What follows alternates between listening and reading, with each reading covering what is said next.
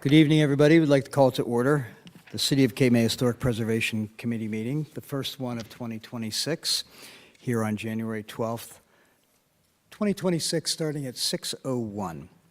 If you could all, one more thing. In compliance with the Open Public Meetings Act of 1975, adequate notice of this meeting has been provided. If any member has reason to believe that this meeting is being held in violation of this act, they should state so at this time. Hearing none, if everybody could please join us in the Pledge of Allegiance. Pledge allegiance to the flag of the United States of America and to the republic for which it stands, one nation, under God, indivisible, with liberty and justice for all.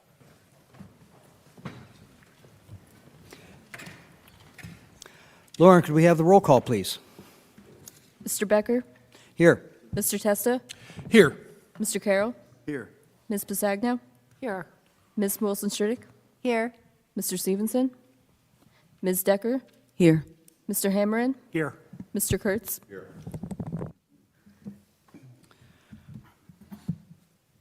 Okay, so we had a revised version of the minutes that were emailed this afternoon, or I guess it was this morning, from Lauren. Did everybody get a chance to review the revised minutes? If so, I would like to entertain a motion to approve those revised minutes. So moved. Ooh, you tied. Which one? Okay. So moved by Ms. Pisagno, seconded by Mr. Hammerin. Could we have a roll call vote, please? Mr. Carroll? Yes. Ms. Pisagno? Yes. Ms. Wilson-Stridick? Yes. Ms. Decker? Yes. Mr. Hammerin? Yes. Mr. Testa? Yes. Mr. Becker? Yes. You also were able to review, hopefully in your email, a bill from our council, general counsel. And I would like to entertain a motion to pay that bill. Not to be too late with anything, I'll move the payment for the bill. I will second that. So moved by Mr. Testa, seconded by Mr. Carroll. Roll call vote, please. Mr. Carroll? Yes. Ms. Pisagno? Yes. Ms. Wilson-Stridick? Yes. Ms. Decker? Yes. Mr. Hammerin? Yes. Mr. Testa? Yes. Mr. Becker? Yes. So since this is the first meeting of 2026, this is our official reorganization meeting, so oaths of office will need to be taken, and I'd like to turn it over to our general counsel, Mr. Gillen-Schwartz. So we have Mr. Kurtz and Mr. Carroll being reappointed. I think just for clarity of the record, we'll have Mr. Hammerin, who's shifting into alternate one, and Ms. Decker, just for reorganization purposes. So if everybody could raise your right hands. And I state your name. I, Thomas Carroll, Judith Decker. Do solemnly swear that I will swear that I will support the Constitution of the United States and the state of New Jersey. I will support the Constitution of the United States and the state of New Jersey, That I will bear true faith and allegiance to the same, bear I will bear true faith true and faith allegiance and to the same, same, and to governments established in the United States and in this state, and governments established in the United States and in this state, under the authority of the people, under the authority of the people, and that I will faithfully, impartially, and justly that I will faithfully, impartially, and justly justly perform all duties of the Office of Historic Preservation Commission member, perform all duties of Office of Historic Preservation Commissioner, according to the best of my ability, according to the best of my ability, ability, and that I will not use my office to grant preferential treatment, that I will not use my office to grant preferential treatment, nor to seek personal gain, nor to seek personal gain, favor, favor, or advantage not available to the general public. or advantage not available to the general public. Congratulations, everybody. Thank you. Bravo, welcome everyone. So part of the reorganization is reappointing for the year 2026 a chairperson, so I'd like to entertain any motions for a nomination for a chairperson for 2026. Mr. Chairman, I will move the renomination of yourself, John Becker, to be chair of the HPC for this term of 2026. I'll second that motion. So moved by Mr. Testa, seconded by Ms. Wilson-Stridick. Roll call vote, please. Mr. Carroll? yes. Ms. Pisagno? Yes. Ms. Wilson-Stridick? Yes. Ms. Decker? Yes. Mr. Hammerin? Yes. Mr. Testa? Yes. Mr. Becker? Abstain. Okay, equally, I would like to nominate Mr. Testa as the vice chairperson for the year 2026. I'll second that. So moved by Mr. Becker, seconded by Ms. Decker. We have a roll call vote, please. Mr. Carroll? Yes. Ms. Pasagno? Yes. Ms. Wilson Tritick? Yes. Ms. Decker? Yes. Mr. Hammerand? Yes. Mr. Becker? Yes. Also, I would like to nominate the appointment of legal advisor and solicitor to the commission as Chris Gillen Schwartz, Esquire, as our legal advisor and solicitor to the commission for the year 2026. I second that. So moved by Mr. Becker, seconded by Mr. Carroll. Roll call vote, please. Mr. Carroll? Yes. Ms. Pasagno? Yes. Ms. Wilson Tritick? Yes. Ms. Decker? Yes. Mr. Hammerand? Yes. Mr. Testa? Yes. Mr. Becker? Yes. I would also like to move that we designate the Cape May County Herald as the official newspaper of the commission for the year 2026. Do I hear a second? Second. Moved by Mr. Becker, seconded by Mr. Kurtz. Have a roll call vote, please. Mr. Carroll? Yes. Ms. Pasagno? Yes. Ms. Wilson Tritick? Yes. Ms. Decker? Yes. Mr. Hammerand? Yes. Mr. Testa? Yes. Mr. Becker? Yes. Would also like to move that the draft meeting schedule that was distributed to everybody for HPC's 2026 meetings via email be approved for this year, noting that it is always the third Monday of the month, with the exceptions of February due to President's Day and also November due to other holidays. Do I hear a second? I second. Schedule approval moved by Mr. Becker, seconded by Mr. Carroll. Roll call vote, please. Mr. Carroll? Yes. Ms. Pasagno? Yes. Ms. Wilson Tritick? Yes. Ms. Decker? Yes. Mr. Hammerand? Yes. Mr. Testa? Yes. Mr. Becker? Yes. I would also like to move that the HPC Member Review Committee on Tuesday mornings be composed of myself, Mr. Kurtz, and Mr. Hammerand, with Mr. Testa on call as needed. If Do I you're hear- moving, if you're So moving, moved. John, I'll second the motion. Oh, great. Oh, you moved it. Yes, so moved by Mr. Becker, seconded by Mr. Testa. Roll call vote, please. Mr. Carroll? Yes. Ms. Pasagno? Yes. Ms. Wilson Tritick? Yes. Ms. Decker? Yes. Mr. Hammerand? Yes. Mr. Testa? Yes. Mr. Becker?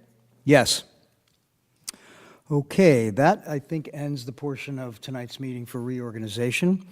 Moving on to ratification of resolutions. The resolutions that were previously passed are as follows. Perry Street Associates, 29 Perry Street, Resolution 2025-54.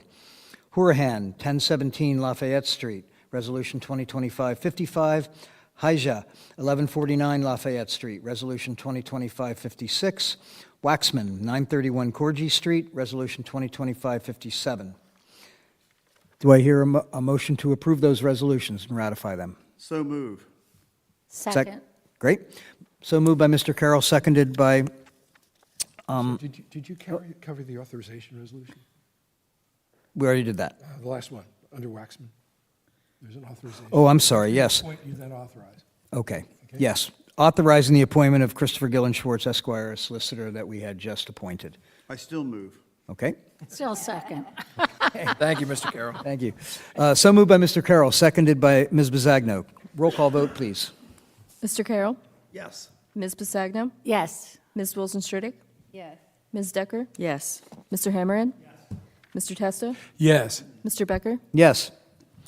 Also call to your attention the applications listed on the agenda that were approved or denied in review. I would like to entertain a motion to ratify those as well, please. I move that we approve those. Do I hear a second? I'll second. So moved by Mr. Hammerand, seconded by Ms. Basagno. Roll call vote, please. Mr. Carroll? Yes. Ms. Pasagno? Yes. Ms. Wilson Tritick? Yes, I abstain on Demario 26 Congress Street. Ms. Decker? Yes. Mr. Hammerand? Yes. Mr. Testa? Yes to all with the exception of an abstention for Cape Rock condominium. Mr. Becker? Yes. Okay, time to move into the portion of the meeting to hear old business and new applications. But before we do, just like to remind us all that at the beginning of last year, we had a series of alignment workshops for all of us. And at the first of those, we aligned around what is the real role of this organization, our commission. And we further authored a statement about what is the purpose of our work. So in order to establish the energy and the tone in the room, I would like to ask if Ms. Pasagno would be willing to read that to us. I'd be pleased. The purpose statement for the HPC's work: to serve as a catalyst for guiding and valuing Cape May's historical, cultural, and natural resources in ways that inspire and unite our community to steward these resources for the benefit of all, so that present and future generations continue to express the unique quality of life we share in this place that we love. Thank you. So I'd like to move one item in the agenda up to the top instead of waiting for old business to be at the bottom. I think it makes more sense that we start off with old business. Anybody have any objections to that? None. Great. So would the representatives of the project for Sokol at 8 First Avenue please come and join us?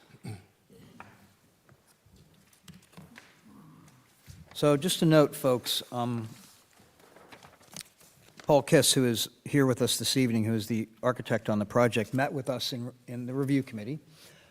After our last meeting, you may recall that we had approved the project with the condition that a brick wall be built from the back of the house to the driveway along First Avenue at the setback in order to make sight lines from the sidewalk, from eye level, such that the pool would not be visible. In the meantime, these folks came up with another solution that they would like to propose to us. Hence, Mr. Kiss is with us, and I believe you have, in our packets, we have documents that he submitted, but he also has a color version, which would be useful because some of them are color-coded. So if you could please distribute those, that'd be great, Mr. Kiss.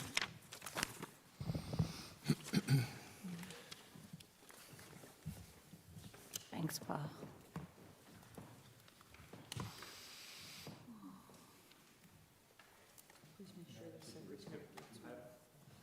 I also brought a Oh. larger version of the diagram that's on your tiny little 11 by 17. Do you want to hand that to me? I'll pass it up, Mr. Case. Yeah, and I can handle those too, Paul, if you want to start. Great, thank you. Thank you, thank you.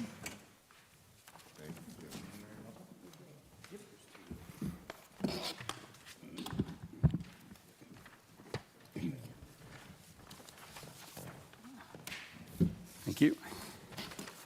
Thank you. Mr. Kiss, the floor is yours.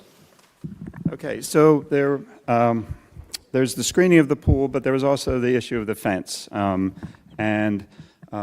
We asked if we could submit an alternative fence to what was submitted on the original application. And so that is what we have here in the packet. And there are two fences on the property. We have the classic space picket swooped, which is 4 feet high at the posts. The posts are all 6 by 6 posts, and it swoops down to about 3 feet, and I'll show you where that is on site. And then the pool fence around the side and rear is a classic cedar board on board, 6 feet high with 6 by 6 posts. So this is the site with Beach Avenue in the front and First Avenue on the right. The side yard on the left is where we have the privacy fence going back to the garage and returning. The front yard, angling across for the site triangle and back down, is where we have the picket fence. I'm sorry, can you see that? And then the rest of this is the subject of the next part of this, and that is keeping the pool not visible. So we talked about at the last meeting putting a wall along the edge of the pool in alignment with the house at the setback so we could build a wall at eye level 5.5 feet high, because we're not allowed more than 4 feet in the front yard, and this yard on First Avenue is considered a front yard.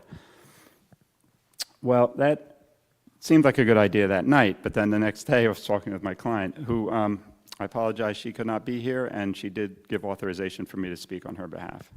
Okay. It cuts the whole backyard from the whole side yard, which is a major portion of the use of the property. So then it occurred to me, well, the sidewalk is lower than the property by at least a foot.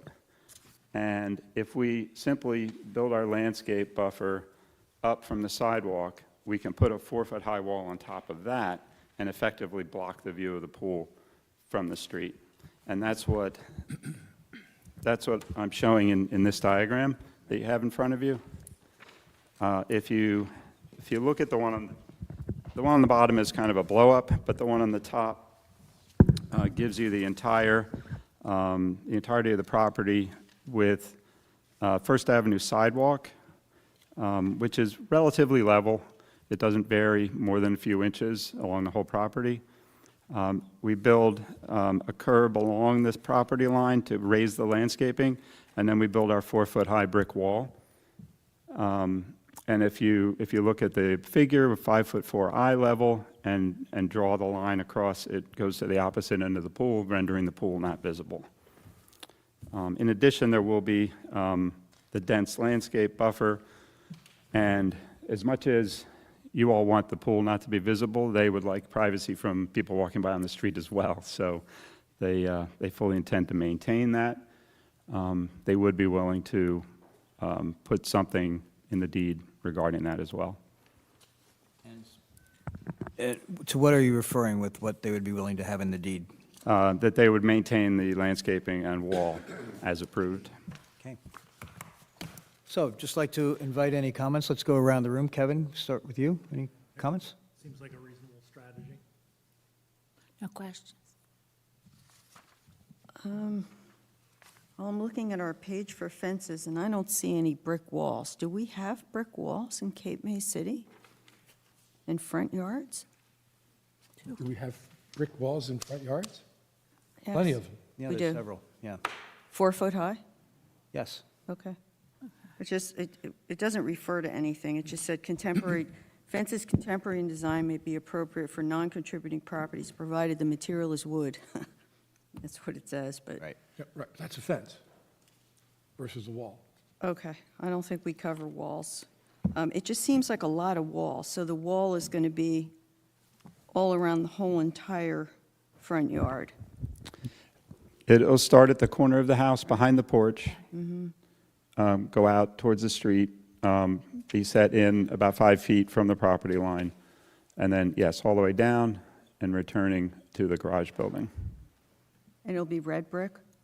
It will be, it's red brick with like a whitewash. Okay. All right, that's the only comment. Okay. Actually, is that similar to the foundation of the house? Yes, it'll be the same brick, Matches the foundation, right? yes. Janice? Is there any planting in front of the brick wall? Between the brick wall and the street is going to be a dense vegetative barrier, yes. That's what these folks are Yeah, saying that they would maintain in perpetuity right. as a deed restriction. Sounds good. Thank you. Mr. Costa? I think it's a reasonable alternative. It achieves the objective that we were talking about before, which is to shield the pool from view. And it's high enough and dense enough to do that. And I think that, as far as I'm concerned, it's perfectly acceptable as an alternative. I would say that for our purposes, knowing that landscaping can be not as permanent as you might expect it to be, and in recognition of the fact that right now our standards do say that landscaping isn't supposed to be considered permanent, I would be willing to support this if it did contain the covenant that would have the landscaping buffer be maintained, and that can be worked into a restriction that can be recorded. And it sounds like this applicant is conceding that and proposing that as offering that as a condition. Yes, that's right. Okay. And we have done that before, so it's not that we're inventing the wheel on it, it's just a desire to be sure that that barrier, which does make the difference between site and non-site, Absolutely, yes. effective. Yeah, so I'm supportive of your revision. Mr. Carol? I don't need a picture of a brick wall to know what a brick wall looks like, but how about the top of it? Does that have a limestone, off-white cap to have a real feel of many periods of history when brick walls were done that way? It could be that. I was picturing more of a brick row-lock sort of a cap, more of a decorative row-lock cap out of brick. So we didn't introduce another color and material there. Well, that kind of rollover cap goes way, way back in history. Just go to Colonial Williamsburg, find it. I really think that if you did that with a limestone cap, it would be a very, very durable thing that it just offsets the height of it a little bit by the lightness of that, bringing it down. So I would prefer that to trying to do, making the brick wall more brick decoration. Would you be okay for me to work with my client on a design and submit it to review committee? Yes, I'd like to do that. thank you. Thank Great. Yogi? Acceptable. I'd like it. Thank you. I just have a quick question, because we're looking at L1 and L2. L1 showing the revision bubble on it. Both of them are landscape plans. What is the difference between the two of them? L1 has the existing survey on it, and L2 has the diagram on it, and it's just the revision. There's no difference in the content. Okay, so you're just depicting, L1 was presented previously, right. so it's revision And bubbles. and the bubbles are reflecting the revision that you completed, and L2 is a new drawing. is the new drawing Yes. without the revision? Okay. Yes, yes. I just wanted to clarify that for the record. I'm Okay. sorry, Mr. Chairman, I did find Yes. the wall, the standards for walls are on Yeah. page 44, if anyone wants to read them. Any comments? You didn't find anything that It does says you can't say, use brick? right? adding a new wall is not appropriate in a visible location without evidence, as this creates a false sense of history. Successive retaining walls to recontour a landscape are not appropriate. It's new construction. Understood. And my understanding is that fences are not, specifically not allowed as visual barriers for swimming pools. Correct. At present, no. So I only have one question, and that is, will there be any implications with regard to obtaining zoning approval for this revision? No, I don't believe so. That's a question that's going to have to be confirmed with the zoning officer. Okay. So I would like to move that we approve this submission. Mr. Chairman? Oh, I'm sorry. Before we do that, Yes. I just ask some follow-up questions. Oh, please, maybe I'm for the sorry. board's edification. Yep. Mr. Kiss, this is, we had a discussion at the last meeting, and this is a different concept. It's interesting and seems to, I mean, this visual aid is very helpful. Just want to confirm a few things. So the visual barrier here, and align it with the standards, which is what I think you're trying to do. So if the premise of this is that pools are intrusive features under the standards and should not be visible from the public right away, not minimally visible, but not visible at all is the standard. And then page 12, which is vegetation, seasonal foliage, and fencing are not considered as they may be removed over time. What the applicant is proposing here is not necessarily, although there is some vegetation proposed here, I'll get to that in a second. You're proposing on new construction, this is a blank slate lot essentially. It's not a contributing structure, it's not a modified structure, it's a blank canvas right now, not rated structure. You're proposing a brick 4-foot-high wall combined with some landscaping.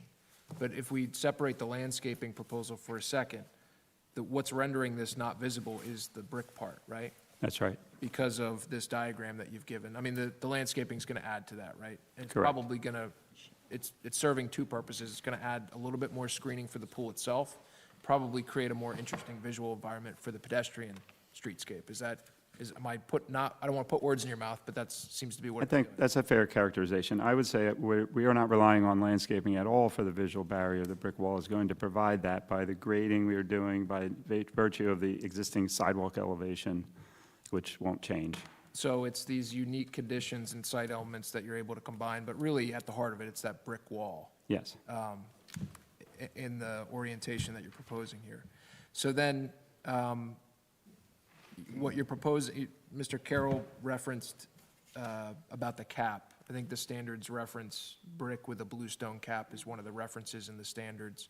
But I think you'd like the opportunity to conference that with your client, because obviously it's a material selection, and then maybe have that material selection reviewed and approved in the review committee. Is that what you're? That's correct. It would likely be a limestone cap. Okay. It would be a lighter colored limestone cap. It's one of the alternatives.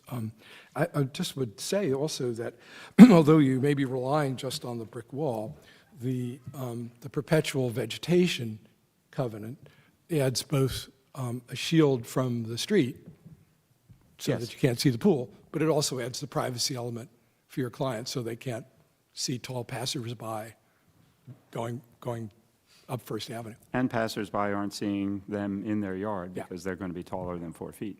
So, finished product, just to complete the questioning from my standpoint, at the point that the project's completed, what is the zoning officer, HPC compliance, are going to see out there? They're going to see the brick wall proposal here with a cap to be determined in review, and then what type of specimens and what's going to be the height of them at installation?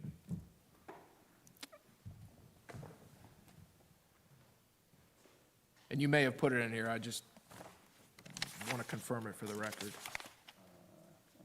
He has a landscape. I do have a landscape plan. I don't know if the height is specified. I don't think we got into that level of detail. And understanding that that's not really what's keeping it from being seen, I'm just trying to get a sense of what the zoning and HPC outcome is going to be for the combination of the two. Well, so the next step would be for us to submit our grading plan and landscape and wall plan to the engineer of record for the subdivision, because we need their approval first. Can I fast track this a little bit? Yeah. Would it be fair to say that it's going to be no less than the height of the brick wall? Is that The landscaping? the trees that you're putting in? Yes. Oh, yeah. Yeah, Yeah. okay. I would say 6 feet tall. Okay. I'll accept that. I just wanted to get an idea that it's going to be at least Yes. 6 feet tall. There won't be little mini plants. Right, Yes. that was my point. I thought Okay. that would be the case. That's why it wasn't a trick Okay. question. If they are, you're going to have trouble with your maintenance covenant. So 4 feet wall and mature plantings of no less than 6 feet? Yes, that's fair. And the reason I'm asking that is because if we're going to make a condition, I want to make it as easy as possible to see whether it's in compliance or not. So if one of those starts to turn brown and we see that it's dying, it needs to be replaced with another at least 6 foot high. Is that acceptable? That sounds good. Okay.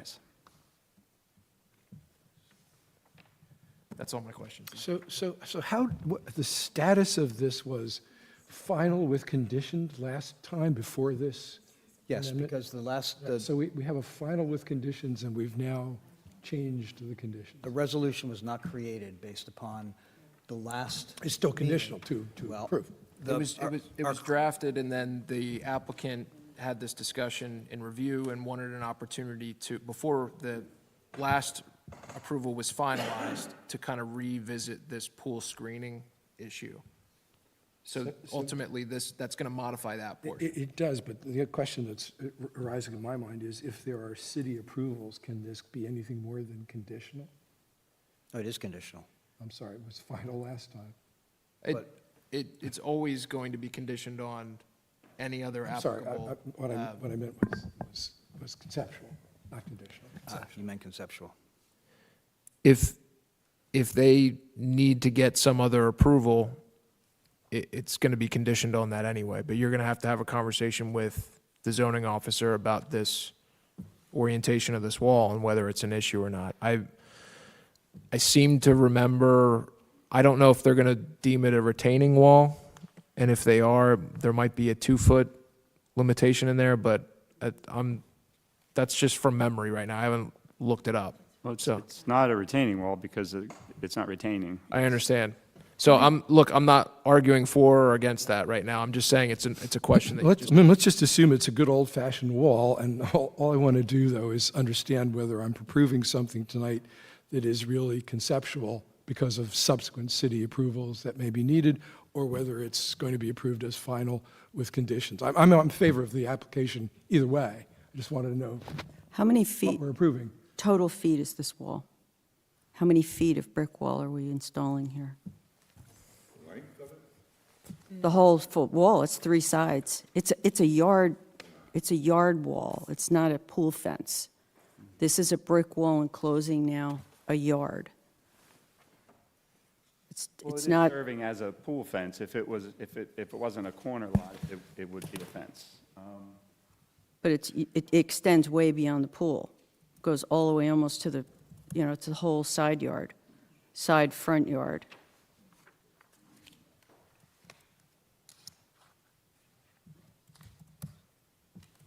I mean, it goes way beyond a buffer for the pool. It's a little over 100 feet. 100 feet of brick wall. Wow. Right, it's a yard enclosure. That's a new element It is. It's a new element for Cape May. that we have never seen, Never seen, and it's a brand-new house, and it's very prominent. and it's in the historic district. So how many more applications are we going to have for this type of wall?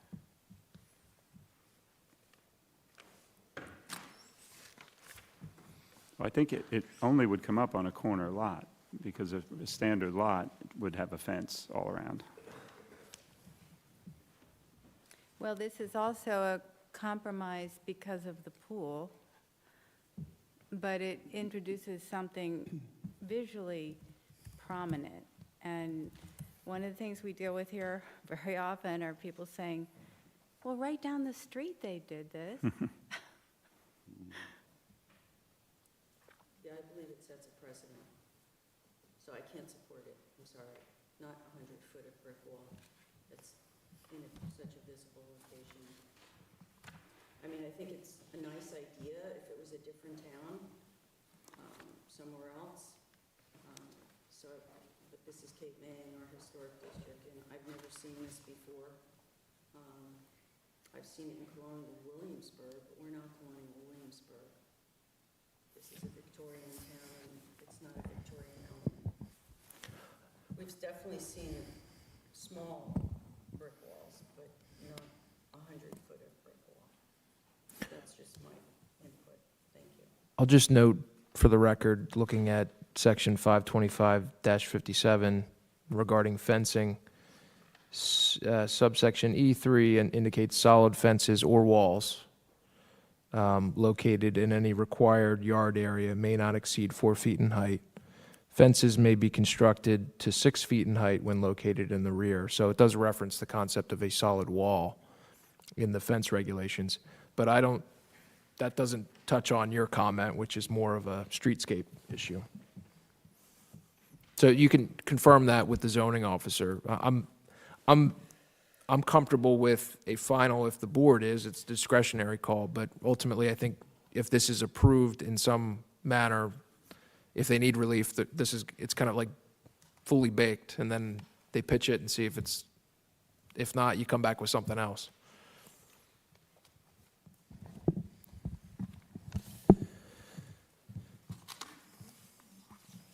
So I have a few comments, if everybody has commented. So I would like to suggest that what you've presented here is more than just a brick wall. When one has the discussion about a brick wall, one images a freestanding brick wall, but that's not what you've done. You've actually layered it with elements that are of 3 different heights and 4 different layers of elements. First, there's a curb. Well, actually, first there's a planting bed, then there's a 12-inch raised curb, then there's a 7-foot, 4-inch wide planting bed, in which are 6-foot or higher trees, behind which is a 4-foot brick wall. So it's not as if the brick wall itself is the definition along the street. It's a very layered, and therefore, I think, very highly mitigated the impact of that brick wall by virtue of those layers. So I find it a very creative and quite successful solution. One correction. That 7.74 is the elevation. Oh. It's 4 feet back. Okay, sorry. Wanna It's be- it's still be hidden accurate. behind the Yeah, it's still exactly which you what have, said, which your but- client has promised to maintain in perpetuity. Yeah. Correct. So it's really 5 feet from the property line is It where is. the wall is. So it's not as if the wall's right up against the sidewalk, which is a whole different condition. So, John, can I ask a question? Sure. Because what you're describing sounds to me more like a built-up berm with a wall and landscaping. So it's very, what I was referring to is what he's showing in this blown-up section. Right. So here's the sidewalk, there's planting, there's a 12-inch curb, there's 4 feet of planting, in which are 6-foot-high trees, and then there's the 4-foot brick wall behind all of that. Because we do see berms and grading that has been part of the mitigation because of the elevation needed with the flooding.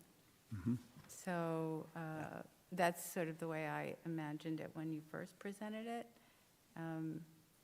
But then Chris brought up the question about whether a 4-foot wall would be considered a retaining wall in this situation. And that's more of a zoning concern. The design of this is 100% streetscape and whether it's acceptable to the board. I mean, there are other features that flow from, not only do we have a stepped rise, which prevents the view of the pool, but if you think about the vegetation and you think about the wall and you think about the steps, it also mitigates the height of the structure itself. So it actually has a number of points to it. I mean, I think it's a really nice solution. And it achieves what you need to do, which is to say, privacy for your clients, protection for the pool, and keeping that pool out of sight from the public right of way. So, Yes, the only point I was trying to make is that it's not as if this is a solid edge. There are a layer of 4 different elements, 2 of which are composed of vegetation that mitigate the hardness of an edge, which I find really, in this case, a pretty creative solution to the conditions of a corner lot. I agree. That's just my comments. So with that said, I would like to make a motion that we approve this as a final solution with, and when I say approve it, I'm talking about the revised proposal as depicted on L2 and L2.2 dated the 6th of January 2026 with 3 conditions. 1, approval of the cap design by the review committee, submit a cut sheet and documentation of that. 2, that mature trees no less than 6 feet in height be maintained in perpetuity as a deed restriction. And number 3, that it receives necessary approvals by zoning and/or other municipal offices that are germane. That's my motion. And it's intelligible enough, and I will second the motion. It was? Yeah, it was. Good, thank you. It's just because you take really great notes. So, second the motion. Okay, so moved by Mr. Becker, seconded by Mr. Testa. Roll call vote, please. Mr. Carroll? Yes, and with all respect to the people objecting to the brick wall, I do think the setback and the trees are sufficient to kind of hide that a little bit and soften it. And with the height of the house, I think this works well. So I'm voting yes. Ms. Bisagno? Ms. Wilson Stridick? I will say yes. I also agree with what Tom said. I trust that these people, obviously, they love the spot. They're going to have a beautiful house, and they will do a good job of maintaining the landscaping. And if it's a covenant, then that is part of the rationale for allowing such a large amount of wall. Ms. Decker? No, as per page 44 of the standards. Mr. Hammerin? Yes. Mr. Testa? Yes. Mr. Becker? Yes,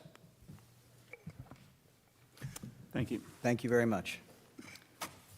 Okay, on to new applications. The first on our agenda is Swain's Hardware Incorporated at 305 Jackson Street, a proposal for solar panels. Please join us, gentlemen. If you could, please state your name and your address and your role in the project. Hi, Kyle Gagliardi, owner of Swain's Hardware, 305 Jackson Street.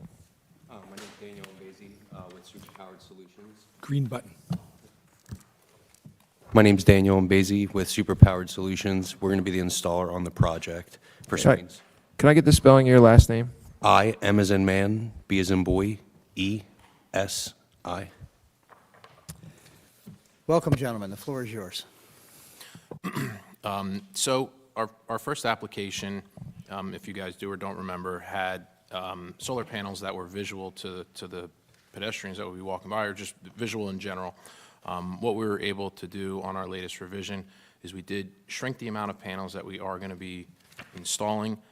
Fortunately, we do have a parapet wall on the roof, so the resubmission just has the solar panels on the flat roof portion of the store, so that they would not be visual to anybody who's down on the ground. And I think that's pretty much it in a nutshell.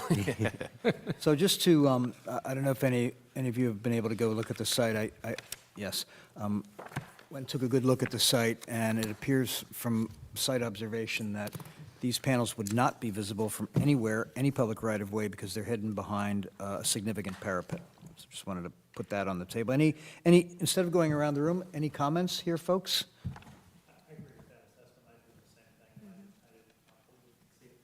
Okay, so I'm confused. So all these panels are not going to be on the big shed roof? That might, That's the old. That's the old yeah. submission. Yeah. Judy. So the drawing that we're approving, the proposal we're approving is as depicted on Oh, this tiny one. PV 1.0, yeah. And I'm looking for the date here. 12/4/2025. that would be, yeah. That's, No. that would probably be when we submitted it. It might have Yeah. a November. No, it's got That's a- it, yeah. I can't read that number. Not to the fullest extent, but, you know, it's still something, yeah. So, just to be clear, the proposal that we're approving is the photovoltaic array layout as depicted on PV 1.0, dated 12/4/2025. Any other comments? Right, okay.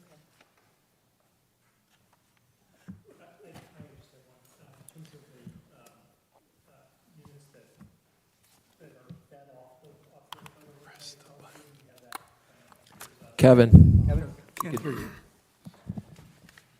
There's usually some kind of a box or something that, captures the power coming off the photovoltaics, and then that in turn feeds into the building in some way. Where do you have that placed? So our main panel is going to be on the back of the, we'll call it the Butler Building portion of the store, the newer portion of the store, but it'll all be hidden.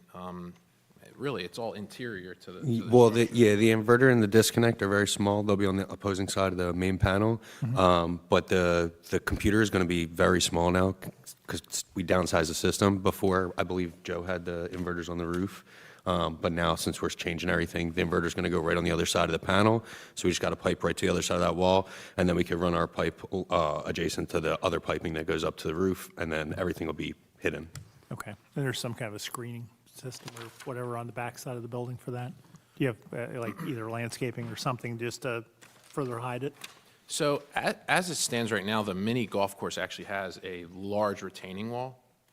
So, it's probably like a 6 or 8 foot tall retaining wall, just in a small area that we can, the public can't get to that Okay. area okay. of the store. I Yeah, can't it's like a- picture that. That's the only thing I Yeah. can see. Yeah, I could point to it on the drawing, but. Would you? Sure.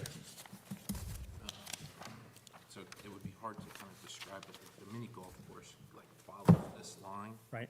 Like, just so that there's almost, I don't know, maybe 10 feet Yeah, there. And then fits there's a into large that. retaining wall here that I can't even see the mini golf course at Okay. that angle. Okay. God bless you. Okay. So just to be clear, folks, if anyone would like to make a motion, this would exclude the prior drawings that were submitted with the application last month. I'd like to make a motion that we approve the plan as submitted, as with the revisions that are associated with it, the original drawings not to be considered in the approval, with an appropriate screen presumably around the mechanical units that are associated with it. Nothing to be placed, assuming it's already screened well, but that it is screened in some Talk way. about screening the inverters? Yeah, just make sure that if the existing may be fine, I can't picture it. Yeah. So, Okay.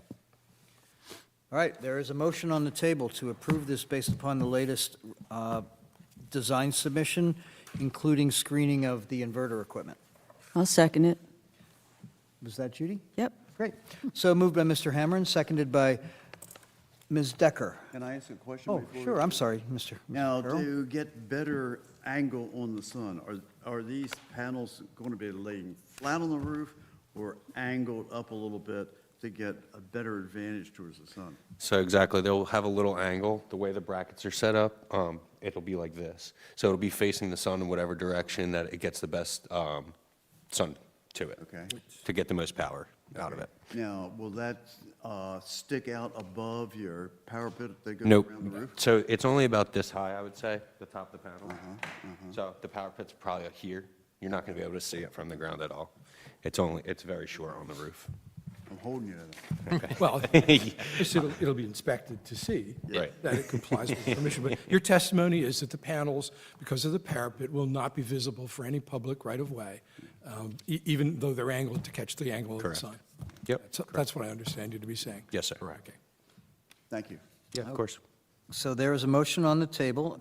For any further questions?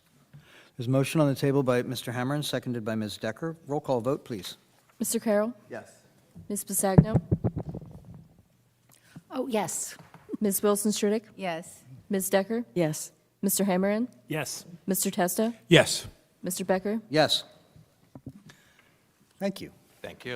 I would Thank you, just guys. like to thank you for keeping Swains going alive. It's I really appreciate that. a major part of our town's history. Yes. It's been there so Yes. long. It's a really wonderful store that everybody enjoys, whether they're getting the gossip in the town or a needing plumbing part, or somebody. Gossip who or can tell them what to do rumors, I better. think, it would be a better definition. Yeah, so, Well, Tom, I great addition. I do appreciate that. Me and my wife, really fought to ensure that everybody knew that we were keeping it a hardware store. Because I say rumors, because at one point, people thought that we were getting rid of it. And I think that, if you guys come into the store and you see either me or my wife working there, and you understand the passion that we have for that store, and, There are a lot of Yeah. mills around. The rumor mill, unfortunately, is not always the Yeah. best. And I think that the point Tom makes is echoed by a lot of us who believe that there ought to be something more than big box stores taking over all the hardware in the country. yeah.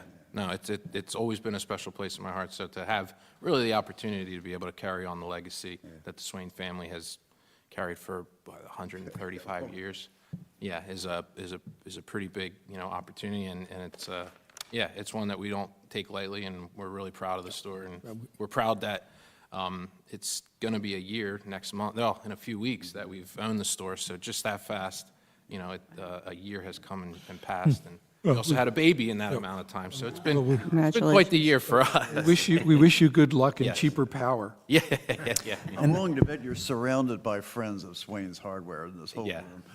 I'll say, yeah. Well, I'd the like- support of the community is everything, Depend on yeah. you. Yeah, I'd like that's to, right. I'd like to add, I'm not sure the HPC knows that Swain's carries our brochures in their paint department. That's right. For the appropriate colors. A lot of people shop for paint there. They call us when the brochures run out, and I really personally appreciate that. Thank you very much. That's right, yeah. And thanks for your diligence in pursuing a matter of sustainability. Yeah, we got to figure it out. You did, man. Thanks for coming and Yep. talking about it at Yep. the review committee. It was Yep, wonderful. Appreciate it, John. Thank you. Yep, thank you all. Have a good night, guys. Next on our agenda, SA Properties LLC, 394 Congress Street. I'm going to recuse oh, wait. This one I don't have to. I'm not, 394 not this one. Congress. yeah. Nope.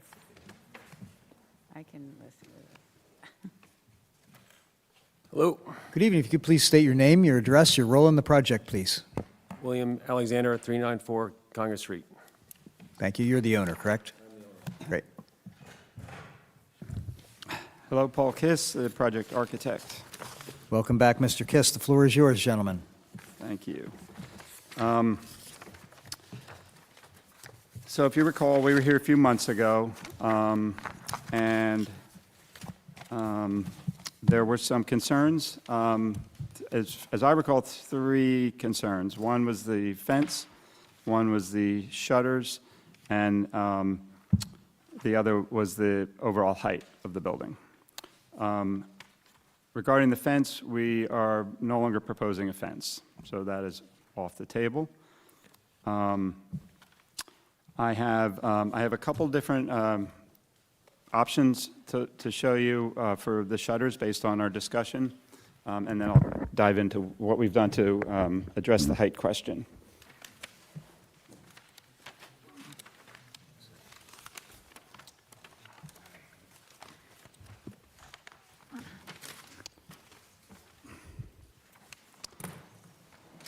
So what I have here is the drawings, the full-size drawings of what is in the packet that was submitted.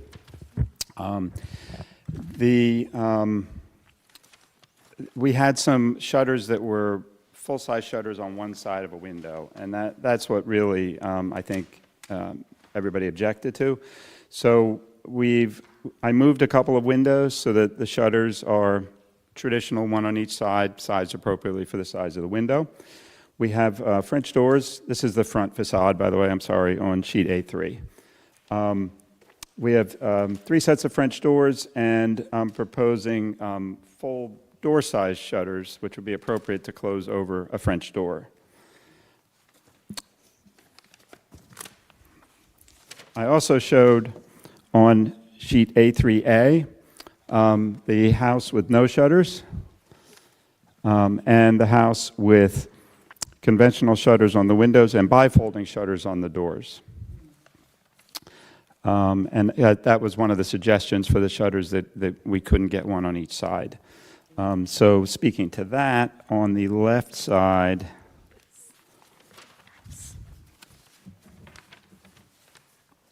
there are 2 windows that are close to the corner on sheet A4. And those will be bifolding shutters, and the rest are conventional shutters. What I am requesting is approval of what is depicted on A3, which is the full-size shutters for the French doors and the shutters on each side for the conventional windows, and the 2 sets of bifolding on the side. So that's the shutter issue. Any questions on that before I move on? Just, are they paneled or louvered? Or are they a mixture? They are louvered on the doors and paneled elsewhere.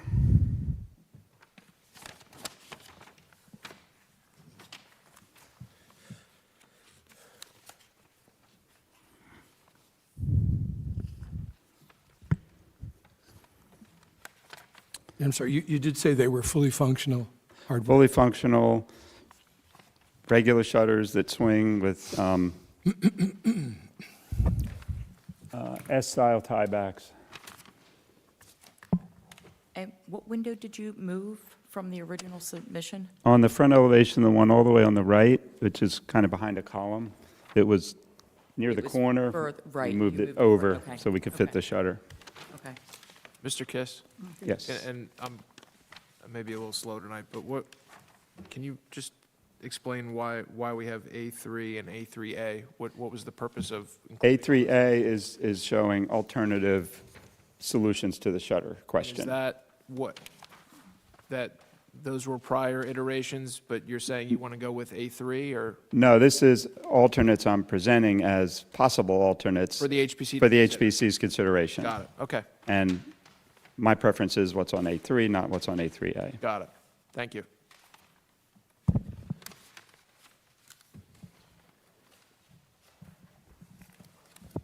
Any other presentation items, Mr. Yes, so moving on to what we've done, we talked about the height of the building. We already were starting out a couple feet lower than the maximum allowed.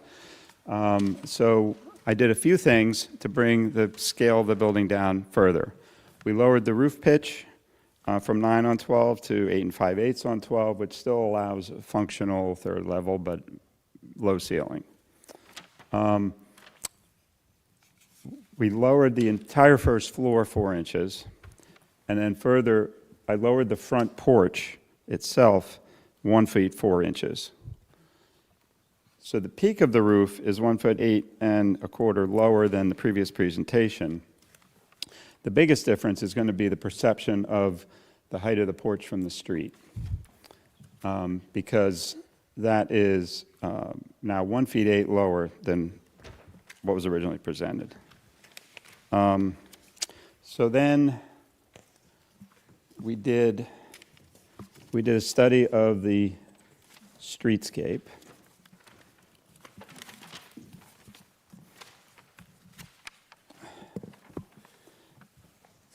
And that information is presented on drawing A7.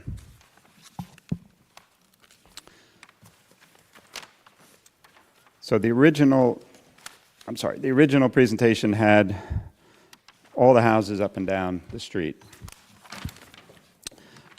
We did a study, or commissioned a study, of the houses right in the immediate vicinity of the proposed house. And that's on page A7. What we found is the street is wildly inconsistent. You have one-story houses on slab on grade, you have vacant lots, you have houses that have sheer facades straight up. Most of the houses have large quantities of steps in the front yard. So there's not really any consistency. So it's hard to really say whether or not we fit in, because there's no consistency on the street. It's not like in the center of town where you have row after row of very similar house.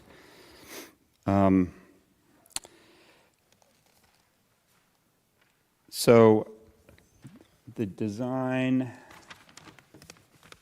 bear with me 1 minute. So if I can explain how we brought the perception of the porch elevation down. One is to berm up and create a landscape bed in the front yard. Then we lowered this whole portion of the porch, as I said, so we created a two-level porch. So you come up the main steps and then up a couple more steps before you get to the entry door. That's to break up that long run of steps, which you see on a lot of the houses on that street. Then, looking at the design of the house from the side, you have the street, you have a little bit of berming, you have a landscape bed, you have a porch, it steps up, you have a two-story porch roof, and then you have the third story set way back in a pretty traditional format, but it really layers the house back from the street. And we also have trees in the front to help grow up and soften the whole impact of the structure. As I've said before, we are trying to get the cars out of sight. That's why we are proposing to park underneath, with the entry to the garage set almost all the way in the middle of the property, very far from the right side property line. Sorry, I just want to make sure I hit everything I wanted to point out. One of the things that is going to be coming very soon, the next date that they might be voting for the statewide regulations is January 20th. We might know then if it's going to go into effect, which is going to require everyone be 5 feet above FEMA flood elevation to their first floor. And I would point out that that is a foot lower than what I'm proposing. So new houses are all going to be, when this passes, much higher. And we can't avoid that. Renovations, if they're not historic, will have to be raised also. So we're going to be seeing it. We have to deal with it.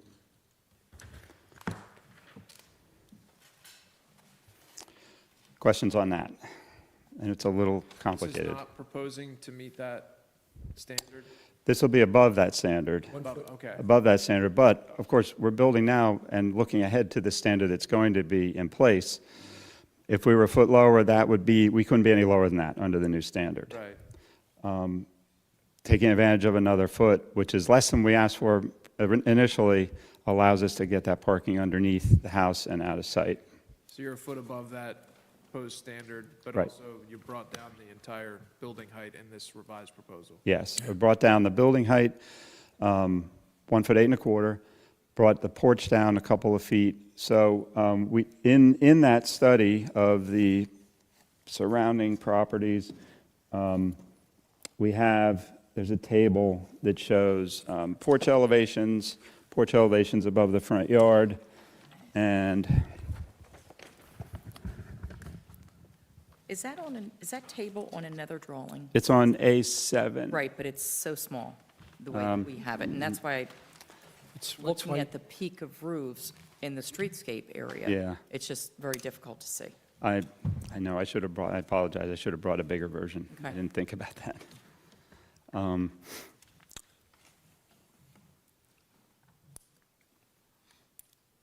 But above the raised, bermed-up landscaping, this proposed porch is 5.1 feet.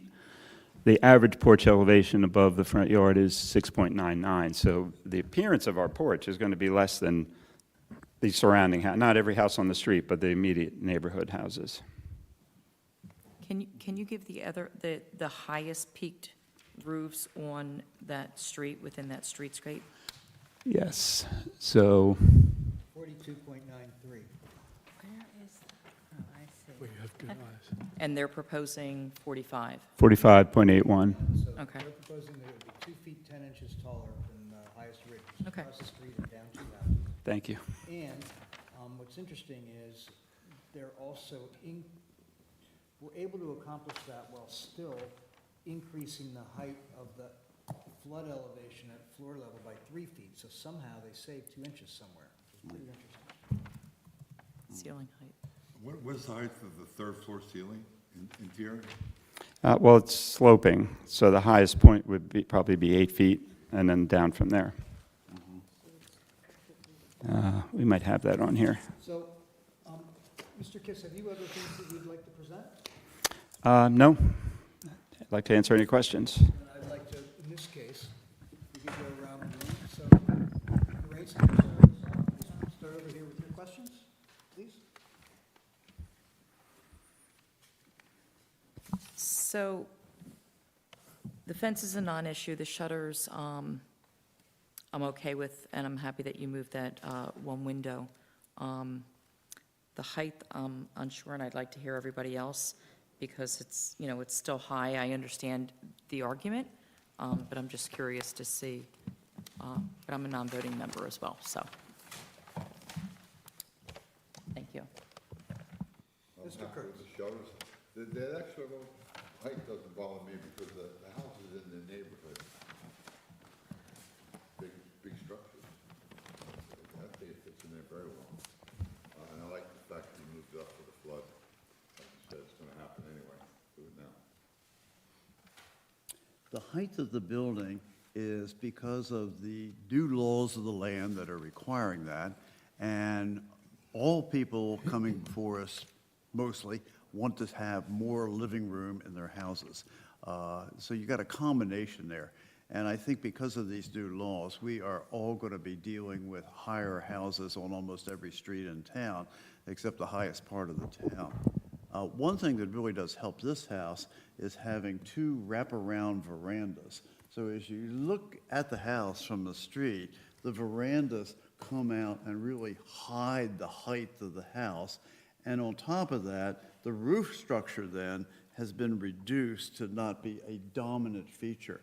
So I really do think this will fit in very, very nicely. Those verandas help it an awful lot, and I hope you get great use out of that. Having lived in a house that had a wraparound veranda on Columbia Avenue, it's the greatest feature you can ever have. So I'm in favor of your proposal and everything you've come up with. Mr. Testa. Well, I echo most of what Mr. Carroll had to say. He just said it before I did. I think we have to recognize that there has been effort made here to lower this building, and that done in a way that things have been compressed so that the overall height is lower. The porches have been lowered so they don't look like they're too high from people seeing. The house has, it's got some stepped look to it. And really the fact that we're facing here is that one might say that this is higher than some of the houses, but they haven't been raised yet. So we could have a situation where this structure looks high now, and as soon as the new standards are enacted and people have to do what they have to do, those houses will consequently come up to the level of this house. So to me, height is really not a big issue here, particularly because you've made every effort to keep it down, which is a favorable thing to do. And you know, to turn for a little second, the shutters have never been a problem for me with or without, but my personal preference would be to do the shutters on it. I think it adds a lot to the unified look of the house.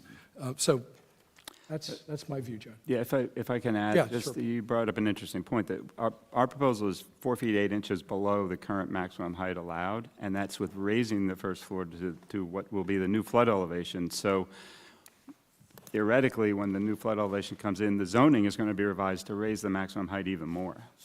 Yeah.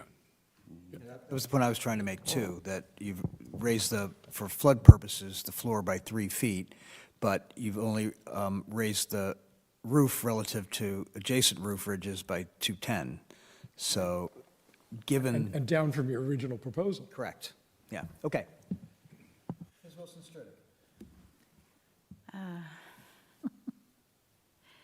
Well, 313 Congress Street's roof height is 40 feet, and that home was approved before I was on this commission. When I saw that go up, I was shocked. It impacts the surrounding streetscape in a really undeniable way. It seems out of place. And I looked at the specs you gave us, and I saw that the front yard setback is about 15 feet, even though the zoning law requires, I think, 20. 25? 20. Should be no more than 20. But it's the average in this street, which I was just trying to grapple with the idea that we're dealing with many 19th century homes. Some in this street, they're all over the place in terms of their provenance. But our charge as a historic preservation commission, is to think about creative solutions to fitting in and not dominating the existing historic fabric. Directly across from this house is a perfect example of an absolutely beautiful, authentic historic house that has been maintained by the owners without fanfare for a long time. And when I thought about the size of this house being that close to the sidewalk directly across from this other house, it was really hard for me to feel good about it.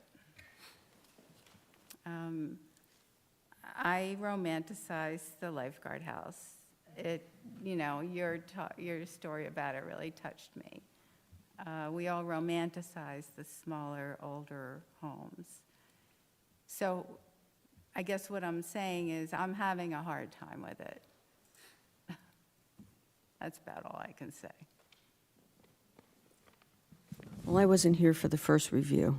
Was it before I was seated, I think? Yes. Right. I actually want to thank you because I think it's a nice, simple house. It looks, it doesn't have a lot of crazy roof lines. I agree about the porches. I think they're really nice. I'm a little disturbed about the height. I guess the third floor must have a fantastic view because the third floor is really just a loft and a deck. So it's not, necessary space, but I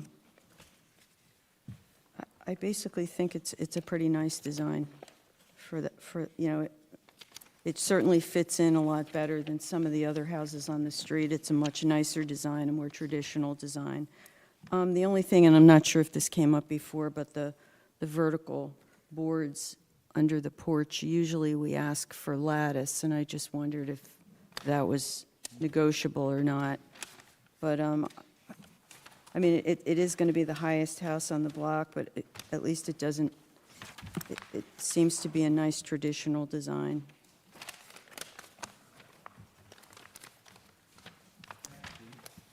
First of all, I think it's a lovely home. I prefer the shutters. My only question is this. Usually I have an opportunity to drive past these properties, but I'm a teacher and it's exam time, so I didn't get there. But I see that it's 398 Congress, 394, 398 has got to be across the street because it's an even numbered. So, This is the actual block I just right, right, but what house is right next to this? Do you have any, These two. they're not right next to it, that's across the street. There you go, Pete. That's an even number, that would be across, oh, that's right, okay, okay, I got it. You showed it in line, right, Mr. Kiss? Yeah, they're in line. Before I found the actual lot. See, you have the advantage on me. I was like, where is this lot? And I agree, I Okay. mean, the street is just very eclectic. All right, so yes, it is, that was exactly the word I was going to use. All right, so that's next to it, okay. Yes. So a couple of things from my standpoint. One is, I remember asking the question, which houses, when you showed this, were nearest to the lot in question? So I find A7 very helpful. It is an eclectic group of buildings. I mean, there's not any one particular standard in there. And maybe it's perhaps unfortunate that 344 Congress Street is one of the smaller houses on the block, and it happens to be right next door. But that said, if you look at the other houses surrounding it, 355 Congress is a 2.5-story house, which is essentially what this one is. It's just not elevated. 329 Congress is 2 stories plus a high roof. So I don't think this is out and inconsistent with the streetscape. I think it actually should fit the streetscape okay.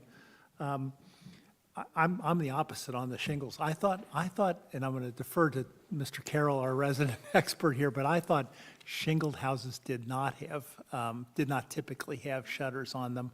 And I noticed that the only house on the street that actually is a shingled house, 325 Congress, does not have shutters. So I don't have a strong feeling either way on that. I guess I'll go along with with either direction on that. But I thought a shingled house typically did not have shutters. The rest of it, I remember I went through all the cut sheets. They look like they're all present. I don't see anything missing on those. The discussion about the elevation and the planting beds around it, I think softens the sort of that basement level, if you will, of the structure. Again, if you look at the other houses, actually most of them have been elevated at least somewhat. So, that is already being taken into account in the height, with the exception, unfortunately, of 344 Congress Street, which is simply just a 1.5-story house. So I think it's a pretty good solution. It seems to fit. I don't have an objection to anything from a streetscape standpoint. I think the shutters are an open question, and I just am just giving my own opinion on that one, but I can live with either direction on that. What is it, Tom? Oh, can I just add a little bit to that? to two. Judy, you have a very good idea with taking a lattice work, because with the vertical boards, that adds to the raising the eye to the height of it. So a cross lattice trim would help reduce that. And there's one thing about windows and shutters. You know, a house that has flush windows with the walls and no shutters has a wall-like look to it, and it's horrible. Windows should be set back in, and then the shutters help bring it out and break up that feeling of a solid wall.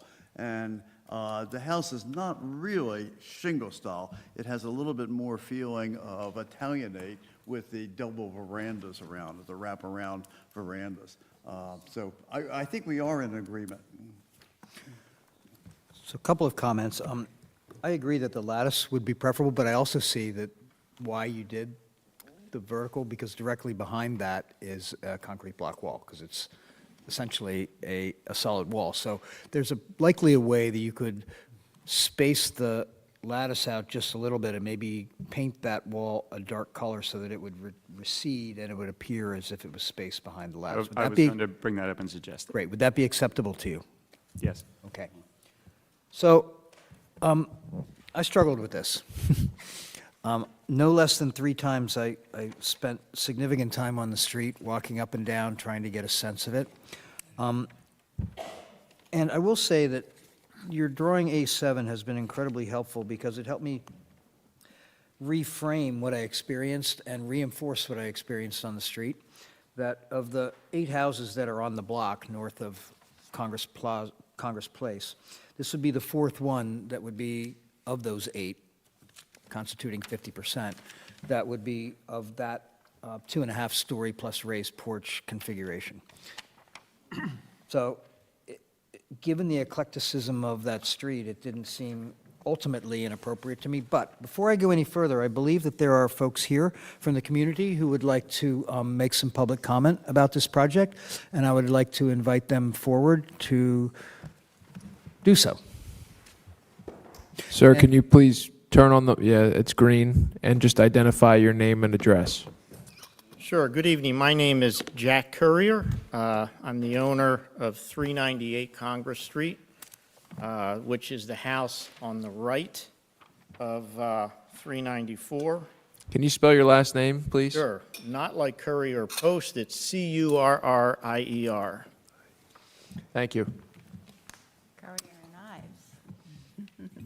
Please proceed, Mr. Courier. All right. We're seeing if we can get hooked up here.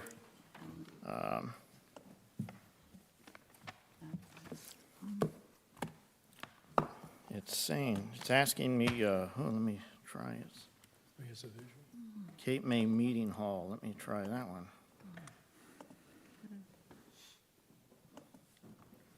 See if we get, it's saying I'm connecting to Cape May Meeting Hall.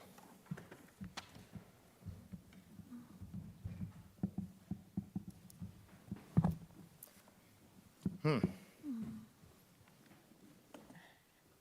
have to be logged in, I know that. Lauren, do you have the login information? Yeah. Oh, okay. They tested this earlier. Oh.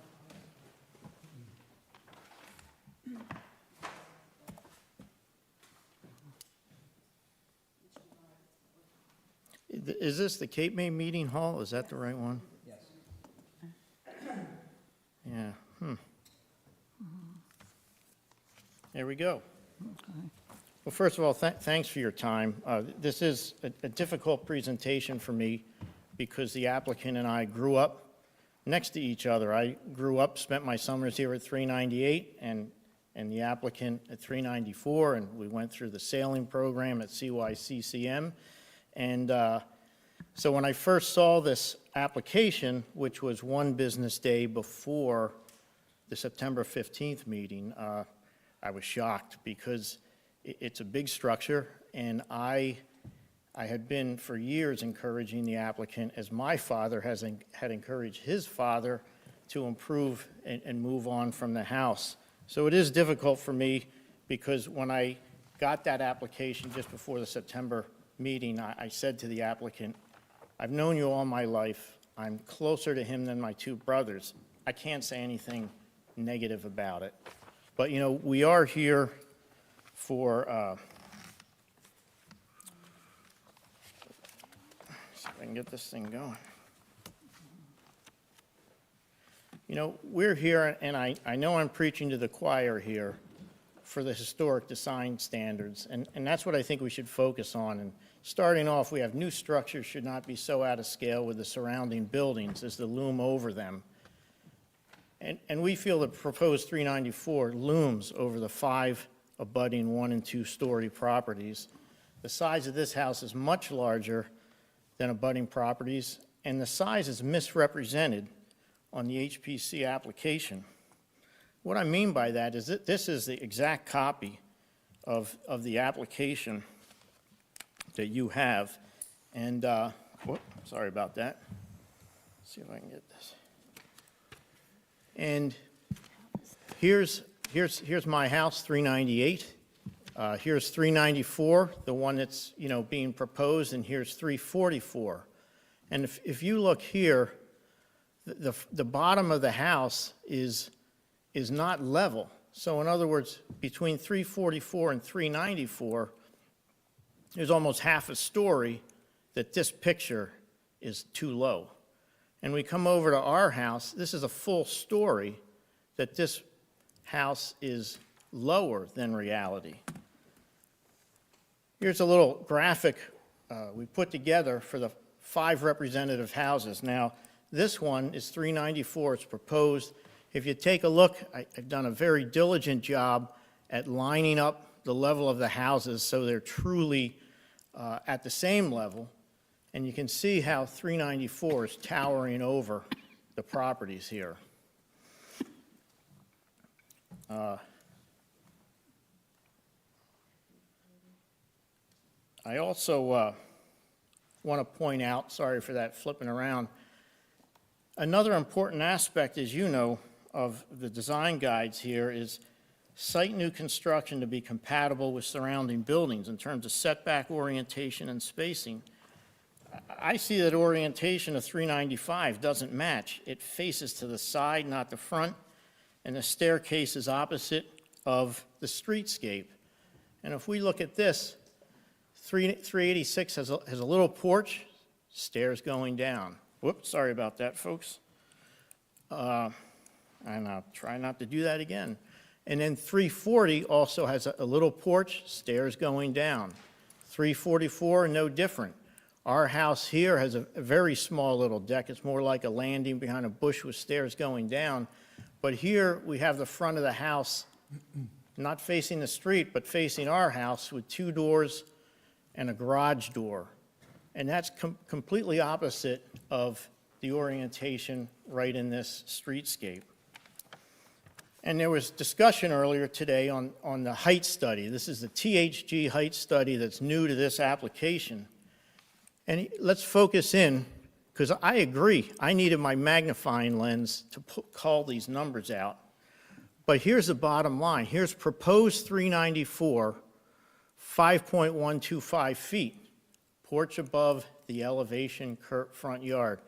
And here are the averages, 697. Well, jeepers, you look at that and you say this lowered front deck is below the average. That's pretty good. But I struggle with this because 4 small houses are omitted from this study, 315, 330, 334, 336. It isn't eclectic, but why would you ignore these houses from the height study, yet include 313? Everybody knows 313, and the 313 is further from 394 than these. So I don't think that's a fair deal. And then the other point I'd like to bring is I think it's very biased data. Porch above curb, front yard. Here's 347 Congress Street, right across the street from 394. That's right, 347 is right across from 394. This and all the other data is the height from this porch to the curb, 8.34. But 394, it's the height from the deck to the top of the raised bed garden, 5.15. If if we come back up here to this height study, all of these homes in this study, it's the height above the curb. This number is simply this number minus this number, except for 394. This number is the height of the deck minus the height at the top of the raised bed garden. I don't think the commission should be looking at these numbers as they're presented. Again, proposed 394, 5.125 versus the house across the street, 8.34. If we take a look here, I've added in those, whoops, sorry about that. Here I've added in those 4 small houses. Look at these decks, how low they are. And so the average that you're seeing is 6.97. But when you add in the 4 houses, it's 5.55. And if you forget about that 5.125 and have the same data, which is the height above the curb, it's 8.69. So it's not a situation where this proposed deck is less by almost 2 feet. It's greater than 3 feet in this area. And I don't know if you folks are aware of that, but that's what you have in front of you, and I'd like you to know what it is with those 4 small houses in. So I'd like to, this is our house in 398 Congress Street, and this house my parents built in 1987. I would say that the couriers from Collingswood first arrived at Congress Street, and my mother and grandmother rented an apartment at 394 from 1948 to 58, and then when my brother came along, they rented from the same small structure. 398 was just like 394, built on the ground, no heat. And my parents bought it in 76, and then in 87, when they wanted to retire, they got permission to build this house from this board. And I'd like to just focus in, and I'm talking about height here. Originally, this house was going to have a 7-foot basement. Little did the builder, John Tice, or my parents know that you can't do that on Congress Street. And so John Tice ended up putting the slab right at ground level, and that's where it is now. But if we built a walk-in basement, that ends up being a 3-story house. And that 3-story house was looming over 394, and so we lowered it to the lowest possible amount because we're a tight neighborhood, and the elevation is about 10 feet. And that's where it stands today. Right here at 359 Congress Street, this is approved by this board a few months ago. This first floor elevation is 11.15 feet. This is right across the street on Congress Street. It's on the corner of Congress and Park Boulevard. And so I just struggle with why it's okay to approve a 13 or 14-foot elevation, which also allows for a garage under it, when there's another garage already proposed on the property, when 11.15 is right down the street, and we're at 10 feet, and that's perfectly fine. And that's what I'd like to say. So I guess I just want to wrap up by saying the floor area ratio does not include deck space. And so when you have a house with an enormous, an uncanny amount of deck space, and a comment to Mr. Carroll, I agree, Arndt Veranda is great, your veranda, legendary. But this isn't a corner property. This is an undersized lot in a tight neighborhood, and those side verandas are 23 feet from our house, and it totally ruins the view and overshadows and overlooms our house. So there's a distinctly different situation where you have a corner house with wraparound verandas, and I've looked at all the houses in the R2 zone. I haven't seen any wraparound verandas that are other than a corner property. And so we're getting back to floor area ratio, I look at this and I say, is this a masterpiece of architecture that has maximized the density of the building on an undersized lot? I have every confidence that the applicant and the architect would agree to that.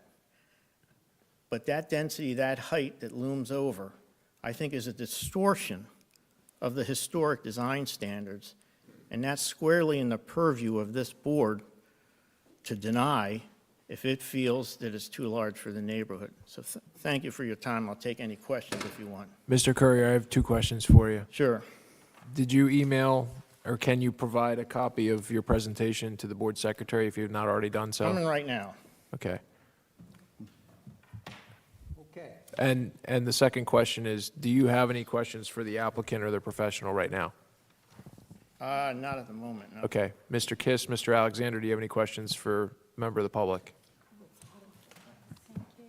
I'd like to know his qualifications as an expert on what he's testified to. Is he an architect, an engineer, a planner? You hear Mr. Kiss? Yeah. Well, I am a licensed professional engineer in the state of New Hampshire where I work, but I'm not making this presentation as a licensed engineer. I asked Mr. Kiss, what are you questioning in the data I have? Because what I'm stating are your numbers, and I'm stating the numbers of the houses that were admitted. And like, for example, the 11.19 on 359 Congress, that comes right off the record that's in the zoning office. So that was going to be my follow-up question is, Mr. Curry, I understand that you pulled the data from the submittal of the applicant, then you've added your own findings in here, and those findings were sourced by what data? You went into the construction office and got old plans, or how did we get those Like on numbers? 359, I got the plans for the 3 houses that were between, when we talk about curb height, there's really not a lot of difference of curb height, like 394 is about 3.96, and 313, well, let me pull it up. But the ones that you've bolded here, 336, 334, 315, and 330, that's the data you've added, correct? Right, so like. And where did that data come from? It's an extrapolation between the houses that are on this height study and on the other side of the height study. So for example, like say 315 is very close, is the house next to 313. So there's 3.69 at 313, and then 315 is 0.1 inch off. You know, so if there's a discrepancy, we're talking a fraction of an inch, because the house on the other side of 315 is probably 325, and that's 3.06.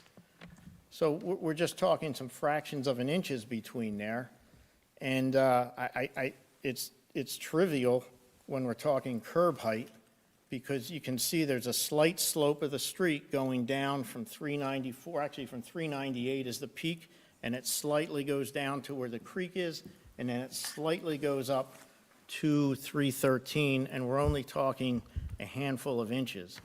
So, and when we see these numbers like 8.69 versus 5.125, if we look back at this slide here, there's no mistaking that all of the data, except for 394, is getting pulled from the height of the deck to the curb, while 394 is the height of the deck to the top of the raised bed garden. We're talking feet there, not fractions of an inch. So I think it's relatively firm data, and the distinction of ignoring those 4 small houses is pretty notable. So I know you probably don't have a flood elevation certificate for 398 in front of you, but what are you relative to the base flood? 10.1. We were asked by Sarah Jane Alexander, S.A. Associates, the mother of this applicant, to lower it as much as possible. and I believe at the time 10. We do have a flood elevation. I don't have it with me. I have a copy of it. But your belief is it's 10 plus, 10.1? Yeah. So I have a question for you, Mr. Kiss. There are a number of design flood elevations and base flood listed on elevation 2 on A3. And I'd just like to clarify some numbers, if I could, please. So the new porch elevation is at 13.65, is that correct? No, 12.65. That's the lower porch, The correct? lower porch. Right, Oh, the one, the one that faces the rest. street, right, but the one that's flanking the street's 12.65, correct? Street is 12.65, the veranda that wraps is 13.65. Right, so what we perceive from the street is the 12.65, correct? Correct. Okay. And based upon your discussion earlier about the new statewide code that likely will be approved, would require that elevation to be what, to be compliant with the flood elevation code? 13. It's interesting. So basically what you're saying is that above the base flood elevation, or design flood elevation of elevation 10, you're going to be 2.65 feet above that, correct? For that porch. For the front porch, correct. Correct. And for the rest of the house, you're going to be 3.65 feet above that, correct? Correct. All right, well, that's pretty interesting, because, Mr. Courier, looking at your report here, if we assume, and I'm willing to completely, for this purposes of this discussion, revise in my head these numbers, so that what you said, the 5.125 in terms of above the curb should be 8.69, is that correct? Yes. If we incorporate into it the additional emitted, your terminology, emitted houses, the average would be 5.55, is that correct? Yes. So that means that if we subtract the 8.69, which is what is being proposed at 394, from the average of all other houses, the difference would be 3.14 feet, correct? Yes. That is almost exactly the difference between what the current code is and what the new code is. So what I think I'm suggesting is that by virtue of our need to preserve homes from flooding, which may be the most important thing we can do to preserve our historical character, given the threat of storm surge and sea level rise, that 3 feet that is being proposed as the statewide code difference between the average on the street and what's being proposed is pretty much spot on. So I have to support that, because that to me is preservation. And the whole point of what I was pointing at was the perceived height of the front porch above the landscape bed. Understood. The table does have the actual height also. Well, that's why I wanted to understand what Mr. Courier was presenting, which I'm assuming is accurate. I'm not questioning that at all. In fact, I think your data is actually making the same case I'm trying to make.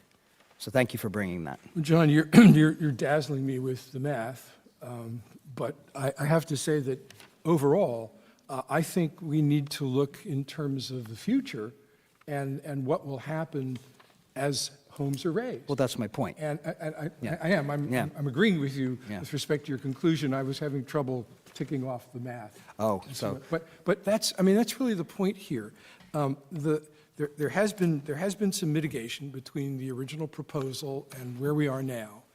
And I have to say, from a streetscape point of view, just a visual, I don't find this greatly out of touch with the whole streetscape. This is hard to put your finger on any particular height because there's so much variation in it. Yes, some are really low, close ones are really low, but I do think that what's being done here is being done in 2026, and it takes into effect the fact that we're going to have to deal with raising houses in Cape May. And that applies to what's going to go on in Congress Street. And it may be a situation where, over time, the houses next door get raised. So I don't find the current discrepancy so large, and I find the planning for the future, by putting this the way it is really one that helps us preserve structures rather than makes them subject to risk. I must say, I still believe that the presentation of the design accomplished that. So I completely understand your concerns. As a neighbor, I would, Mr. Chair? may I finish just a second? Yes. As a neighbor, of course, one wants to, as much as possible, keep things the way they are, I'm assuming. But I want to thank you and applaud you for the data that you brought to us, because this is, I think, important educationally for us, because what you've done is you've filled in the blanks for all of the neighborhood homes and really made, I think, the argument about the need to raise these homes in order to get them above the threatening floodplain level. And unfortunately, the data of what currently exists is for houses that are likely going to be significantly damaged if we unfortunately experience what's often predicted as not unusual flooding in the near future. So, As I look at the plans, the third floor of this house is actually just extra space. You know, a sitting room, a deck. If you looked at some of the houses around, like up Congress Street, the Crilly house that has a belvedere on the top, 2 layers, many houses through that area, particularly ones done by Button in the 1850s and 60s, are 2 stories, lots of verandas, a sloped roof, and we eliminated the third floor on this house. You could bring that whole thing down and you still have 4 bedrooms with private baths, all kinds of living space, endless verandas on it, and it would be much more in keeping with the neighborhood.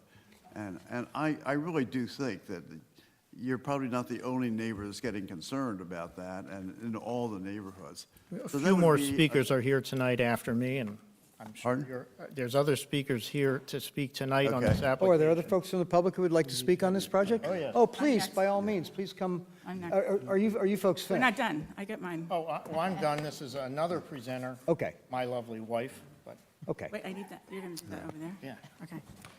Hi, So, Mr. Chair, I'm just presenting that thought as something that could go into this to make it much more compatible between our responsibilities for streetscape and the zoning ordinance and the neighbors. Okay. So I would just like to comment that normally we have a policy of trying to limit presentations to no more than 5 minutes. So if you could try and abide by that, that would be helpful. PowerPoint is on again. Great. Okay. I'm Kelly Carter Courier, 398 Congress Street. I've been in Cape May since 2000, I don't even know what year, whatever, 30-some odd years, 37 years. I've been looking at this for 4 months now. And when you look at paper, it doesn't do it justice. I've taken photos, I enlarge it on my computer. There's so much detail in there, I don't even know how anybody on this board would have time to look really what's going on. I was friends with Bill. He hasn't talked to my husband in 4 months. So the first slide is, I just looked at the front view of the length of the deck to one side of 394 and then ours. So the length of the deck on 344 is about 15 feet, and it's only about 5 or 6 feet off the ground. Bill's proposed is 42 feet long. It goes past the house, which is a 32 and a half by 32 and a half house. It's not a huge house. It's got a zillion things in it, but it's not huge. The decks actually there's more deck. If you could live on a deck, there's more living space outside than inside, and this is my concern. We all know what decks do. They provide noise. And our neighbors all have decks, and you can hear the conversations, you can hear our conversations on our decks, and our decks are between 3 to 5 or 6 feet off the ground. This front deck is 42 feet about long, around, well, it would be 13 feet up off the ground, and then the next deck would be another 9.1 feet, I think it is, or 10 feet, okay? And then that wraps around. The front door doesn't even exist. He's put the entry door on the side, which is going to face my yard and my 3 bedrooms and my outside shower. I had a neighbor that said, well, just put a roof on your outdoor shower. Well, first of all, KMA doesn't allow that. And second of all, I'm not going to do that. So then my house, I'm sorry, I'm just letting my 398, I don't even have a front deck. I have a landing that's 7 feet long, and it's about 5 or 6 feet off the ground. Okay, the rear view, that's my deck to the left. My rear view deck is about 5 to 6 feet off the ground, and it's 37 feet long. And I used to call it a runway because I had it put in 2019. And the proposed deck, that's the rear deck. Okay, you haven't even talked about rear decks. There's 7 decks on this house. That means 7 noisy, crazy, I mean, we all know, and, okay. So the back decks, the top one that's about 30 feet off the ground, maybe more, is 16 feet long. It comes out of the house 13 feet. I know these numbers. I looked at setbacks, I have been doing this since September 15th. Those other 2 back decks, one of them, again, is 13 feet off the ground. The next one is about, whatever I said, 10 feet later. And those are about 42 feet long, and they wrap around. Then the house, I can't even see it, 344, that deck is about 7 feet off the ground, and it's 5, 10, 15, about 20 feet long, okay? And that's the house next to him there. Okay, next slide, please. All right, the side view. This is a big concern of mine. These side decks facing my yard about 23 feet away from my house, those 2 decks, again, 10 to 13 feet above the first one, then another 10 feet. And then I can see the third deck, which is like 30 feet off the ground, and that is 13 feet off the house, okay? Those 2 side decks are about 50 feet long each. Noise. And guess what? We can smoke pot in Cape May. So guess who's going to be smoking pot on those decks, especially if they get rented? And guess where they're going to go? Into all the neighbors' yards. And pot stinks, I'm sorry. Personally. Anyway, so I showed people these pictures, and they said, this is a hotel. And I said, what are you talking about? So I went down Grant Street to an RS zone neighborhood. And again, I did this in September. I've ridden around the whole Cape May. I've read the HPC standards. Anyway.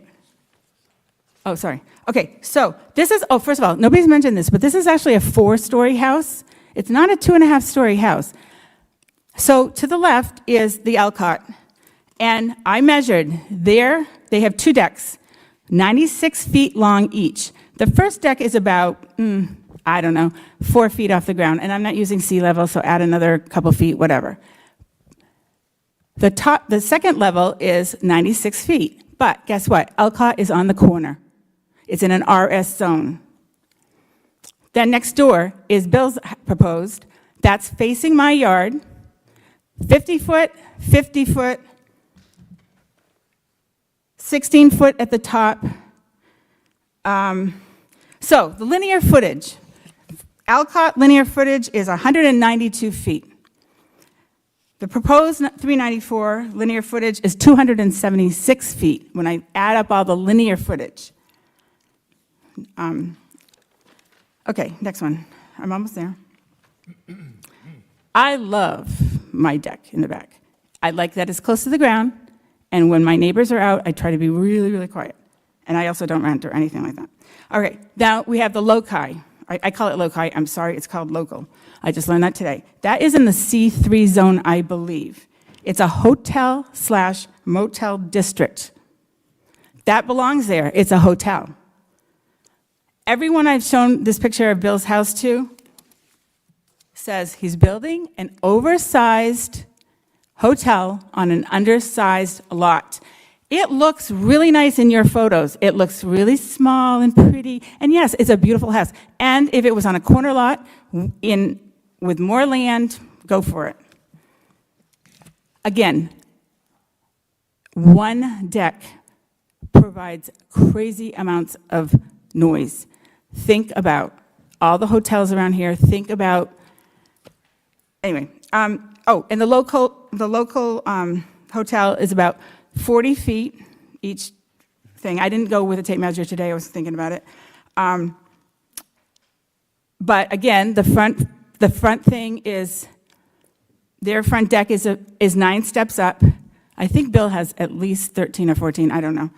I'm not an engineer. Anyway. Anything else?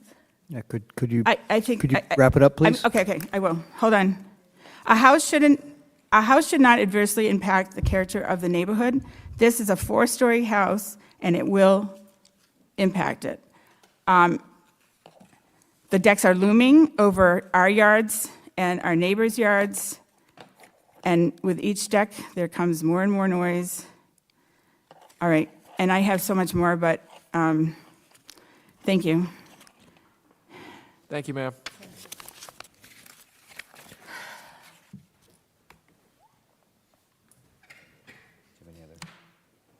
So I just have one real quick question for you. No? Based upon what I heard you focus on, and I don't want to put words in your mouth, but would it be an accurate understanding that you have concerns about the amount of deck area and with regard to the height? Is that accurate? Yeah. Would you say are those the core of your concerns? The height, yes, the height of the decks. Height of the decks, okay. Yeah, I just wanted to be clear. Thank you. thank you.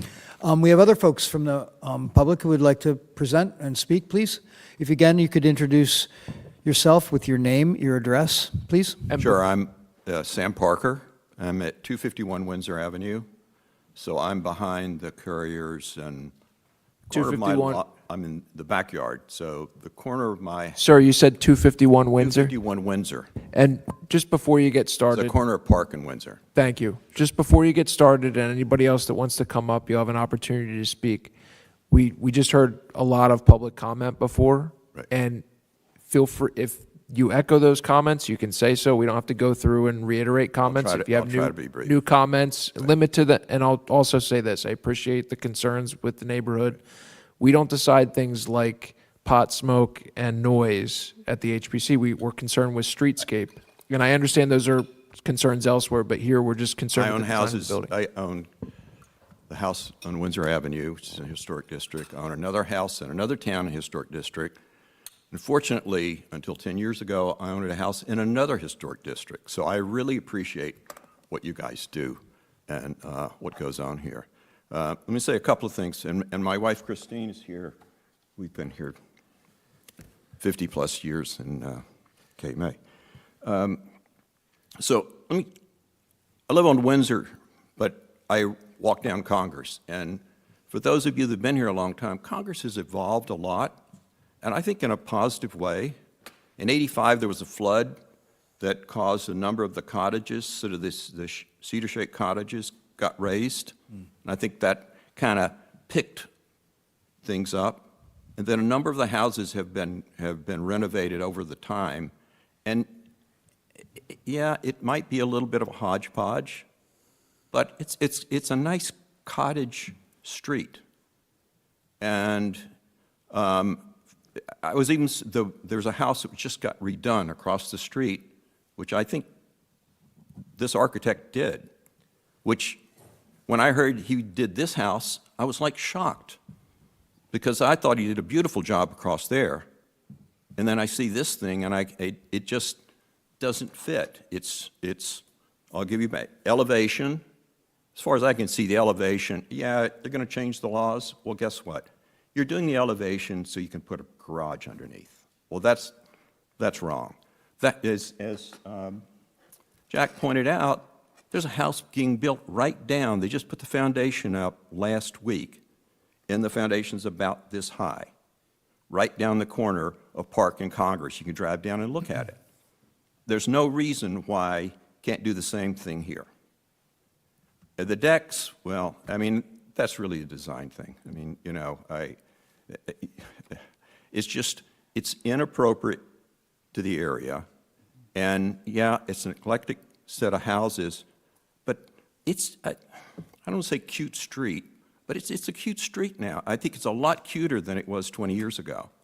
And I think dumping this house in the middle of it takes a big step back, both the design and the elevation. So anyway, thanks for all your time. Thank you for your comments. Others in the public who would like to speak and share, please. Again, if you could please state your name and your address. I'm Joy Grining, and I live... I'm sorry, what's your last name again? Joy Grining. How do you spell your last name, ma'am? I'm sorry. G-R-Y-N-I-N-G. You can crank the microphone down. Down, so I don't have to stand There on my you go, toes. just like Okay. that. And your address, ma'am? 249 Windsor. Thank you. And I'm directly in the backyard of this edifice that's being proposed. And I don't know anything about elevations, and what I do know is that I'm in the back, so imagine my backyard. I'm going to walk out there, and I have 3 massive-sized decks. These aren't little decks. My home was built almost 100 years ago. John Bailey, I'm sure you all know John, his house and my house were built by the same builder, old Mr. Dallas. They're almost 100 years old, and they haven't changed in the 100 years. So I know change is necessary. I know that's the way it is. But do I want 3 massive decks in my backyard? No. One would be great. They want to eat outside. They want to have, that's wonderful. I like that too. So I have no objection to one nice-sized deck. But what the heck do you need another one just as big above it, and then go above that and put one that's a little bit smaller? What are you going to do with all these decks? And you must be going to live outside, I assume, because the house inside, I don't think equals the size of these massive decks. Now, on the front of the house, maybe you want to look and see the street. You know, you want to see what's going on. Okay, a deck out there, that's great. Maybe one on the side, but really 3 massive decks in the back? That's my complaint. So I don't have anything more to say. It's just, I can't imagine reading my paper with 43 people looking down at me. And that's what it would be, because they're going to loom up here and look down while I sit and read the paper. Really? That's all I had to say about that. So thanks for your time. Thank you for your comments. Are there others in the audience who would like to speak on behalf of this project or not? Okay. There's a lady. Oh, I'm sorry.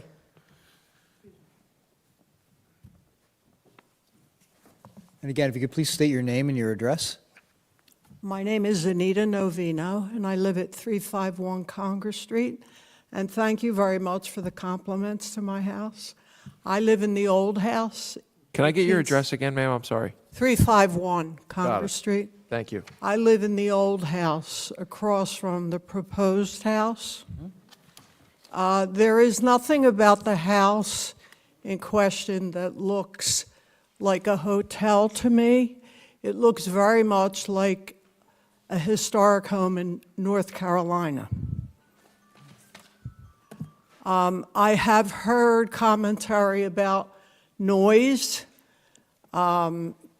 Everyone has a different tolerance for noise, and one would think that if you live in a resort town where people are walking often in the street, talking across the street to one another, and people are vacationing, you must develop a tolerance for noise. You should be able to. The house design looks lovely to me. I don't live in a large house. And I am right across the street from this house. And I don't have a problem with the height or style of the house. So basically, I'm saying that I'm in favor of the house. Thank you. Thank you for your comments. Is there anyone else who would like to speak to this project?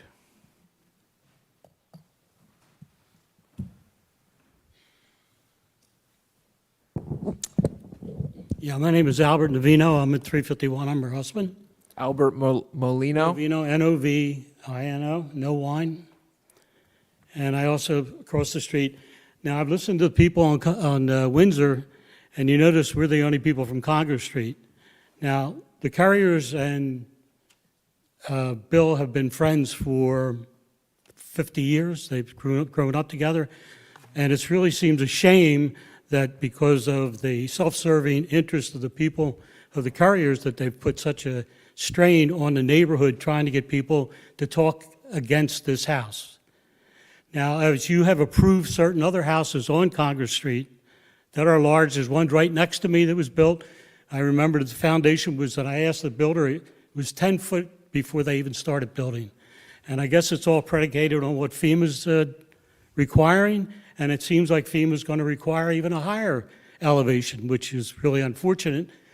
So you're in a position now to make a decision about a house that is going to be done now or started now with the premise that in the future it could be even higher. Now, if he didn't build this house and if he sold his property, somebody else is going to come in and try to build a house. And as you realize in this committee, all the people that are coming in and building new houses, they want big homes, even if the third floor is unoccupied or it's just for storage. And the homes that have been approved by this board, previous boards, on the street, there's 3 or 4 of them, they're all high, and they're all 3-story. And I think what Mr. Alexander has done and his architect have done is a really nice feature in the neighborhood. I mean, I would have preferred, we've been down here for over 35 years, I would have liked to see the street staying the same way. The Sears Kids house, it would have been great if they would have stayed that way, but that's progress, and you're going to have to decide to allow him to put a nice-looking house, even though it may be larger than some of the other existing houses, but I think it's the wave of the future, and all the neighbors in Congress Street are in favor of it. 2 of them are in Florida. One of them, I believe, wrote a letter to the board.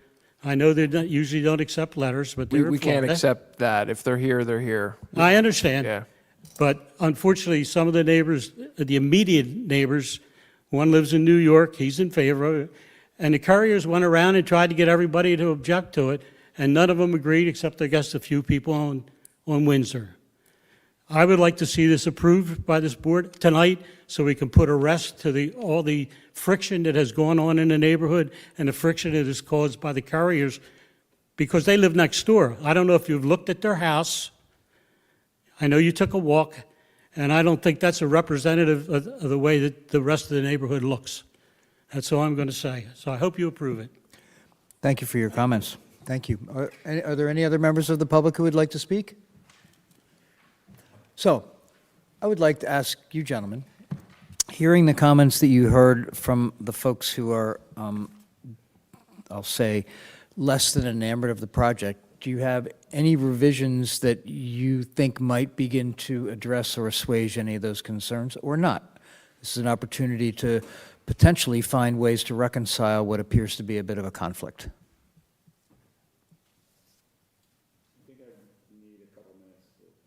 That's fine. So I can actually frame that a little bit. So the 2 concerns that I heard, and anybody else, clearly the 2 concerns that I heard was an abundance of deck space and height issues.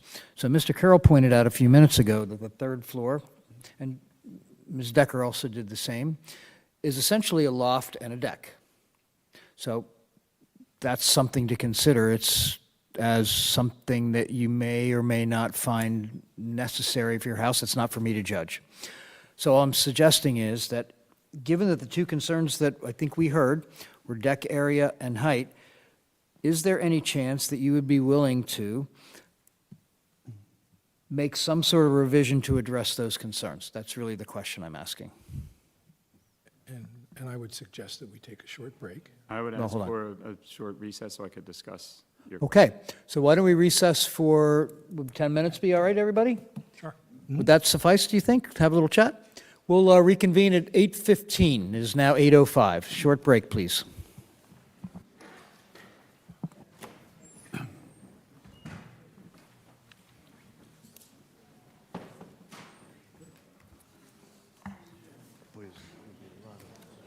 ceiling and nothing. And just go on with the next one and let them come back.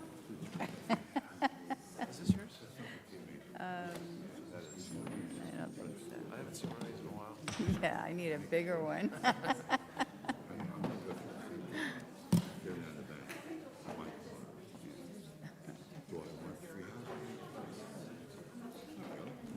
But I take that to the bank part, commercial world. So, you know, and I tell my neighbors, you gotta give a little, give.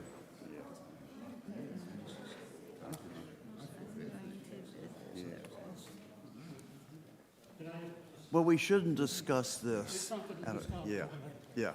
At one of the meetings where previous meetings independently approved, the Couriers came in for a garage addition. You probably, I don't know if you remember that or not, but they want to put it, it's like people with glass houses shouldn't throw stones. Yeah. Now, they have a garage in the front of their house. It was there before they built the house. He wants to put a garage behind it with a high roof. Yes, you did. Your wife did. Your wife did. Your wife put in people's houses and tried to get them to protect them. I'm talking to you. Okay. Well, this is why we shouldn't be discussing it. Yeah. I mean, people out there will say, you're listening to one side and not the other. I'm not talking about. Yeah, I'm yeah, not talking about. yeah. I'm talking about the Couriers. He wants to Yeah. put a lift in an addition. Yeah, yeah. For his antique car. To work on cars. Yeah, yeah. Oh, we hear a lot of bullshit. We have a letter from the people next door, Yeah, which yeah. I'm gonna they're in Florida. I have my house on Hughes Street.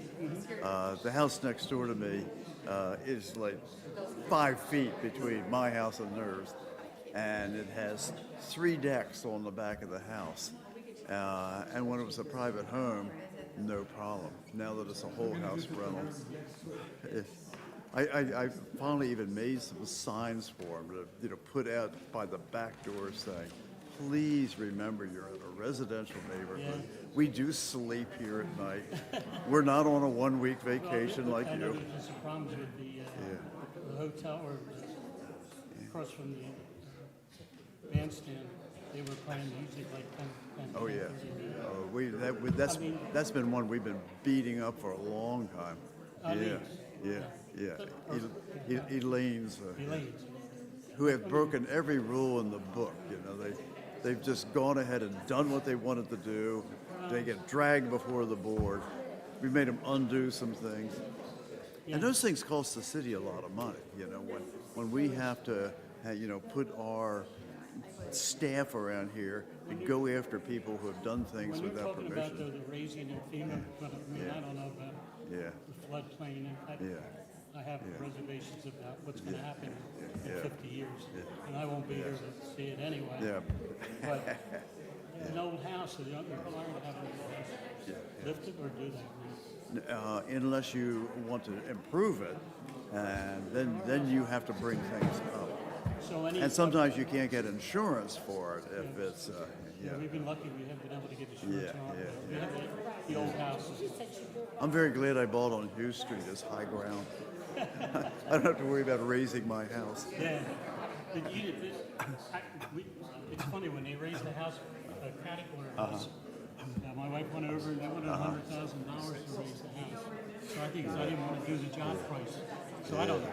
I mean, I'm looking at it. And it's, first of all, brick foundation. And the second, I'd be afraid of the house. Yeah. I mean, Yeah.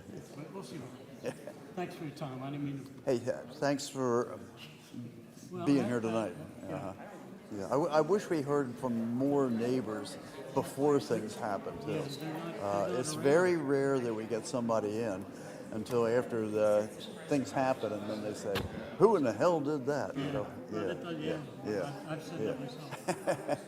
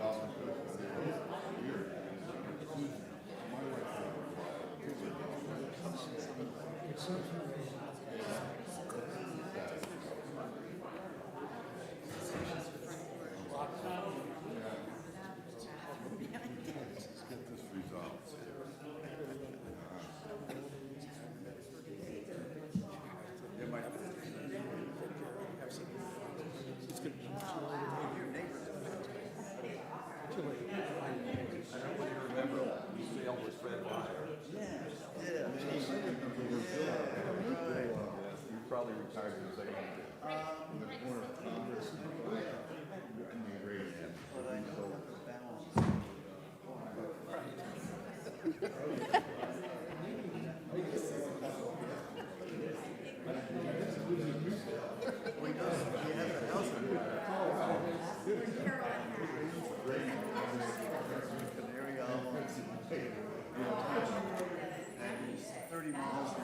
Well, I was glad, I have to admit, I was glad to see you're still involved in thinking of it and helping out. It's a lot of work. It's a lot of work. So I know you ran it forever, then you sold it, and then you had to take it back over. You never did. You never actually. Somebody else.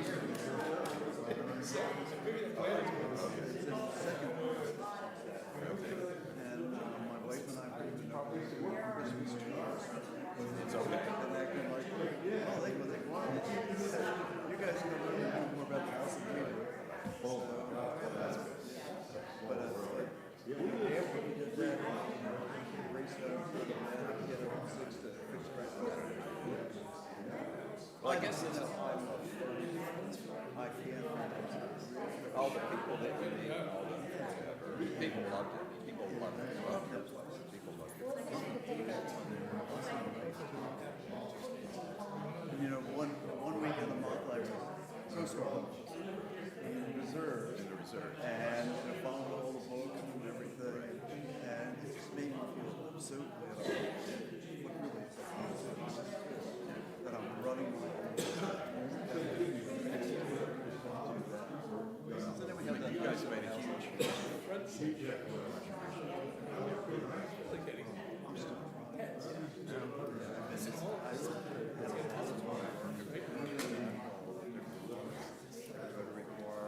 Oh, this has been great.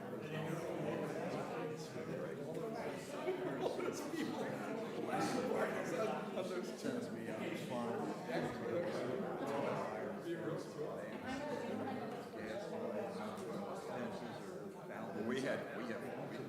We have Cape May, we have a house, Cranberry. There's also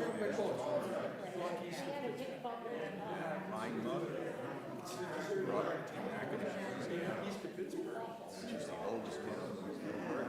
Have you been to that? Yes. So until 10 years ago, I owned a property there.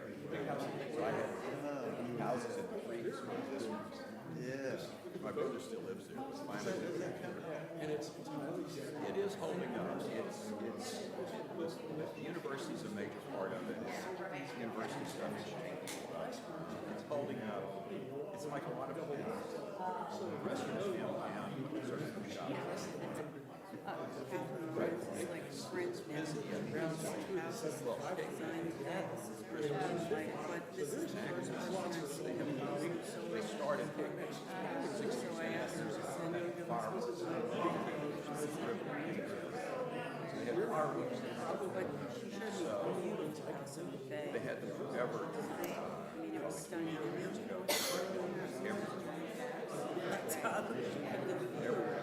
Even now, they close the river. This one, I just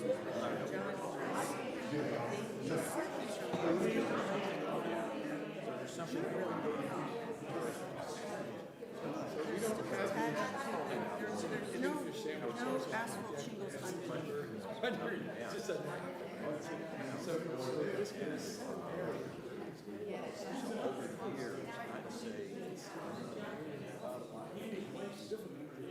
Okay, it's time. Part of it is the number of cars. What time do we reconvene? No, Yeah. Come on. back to work. I don't want to be involved with that. Would like to reconvene. The City of Cape May's Historic Preservation Commission is now 8:17, following a short break. And we left just before the break by asking a question of our applicants, if there would be anything that they would consider in response to what they heard from the public comments. So the floor is again yours. Well, we heard some negative comments and suppositions about the use of the house, and we heard some positive comments that feel it fits in with the neighborhood. I think I'd like to talk about the quantity of decks. The side so-called decks are passageways. They're not wide enough to do anything other than maybe a couple small chairs to see the sunset. They're walkways. They're to create that wraparound veranda. And I can come up with, I'm sure you all can come up with plenty of homes that are not on corner lots that have wraparound verandas.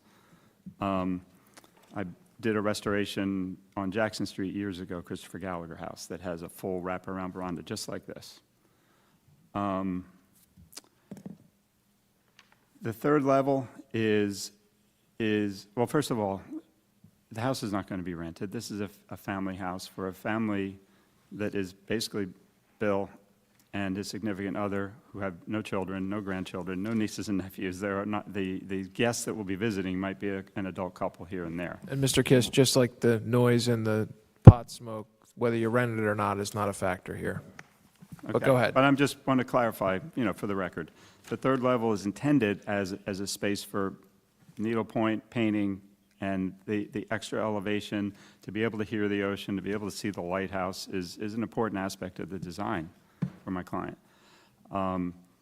We also placed the air conditioning units there, so we definitely need access for that, for maintenance, as far away from the courier's house as is possible. We feel we've made many compromises to make this house more befitting the neighborhood, lowering the overall height, almost 4 feet.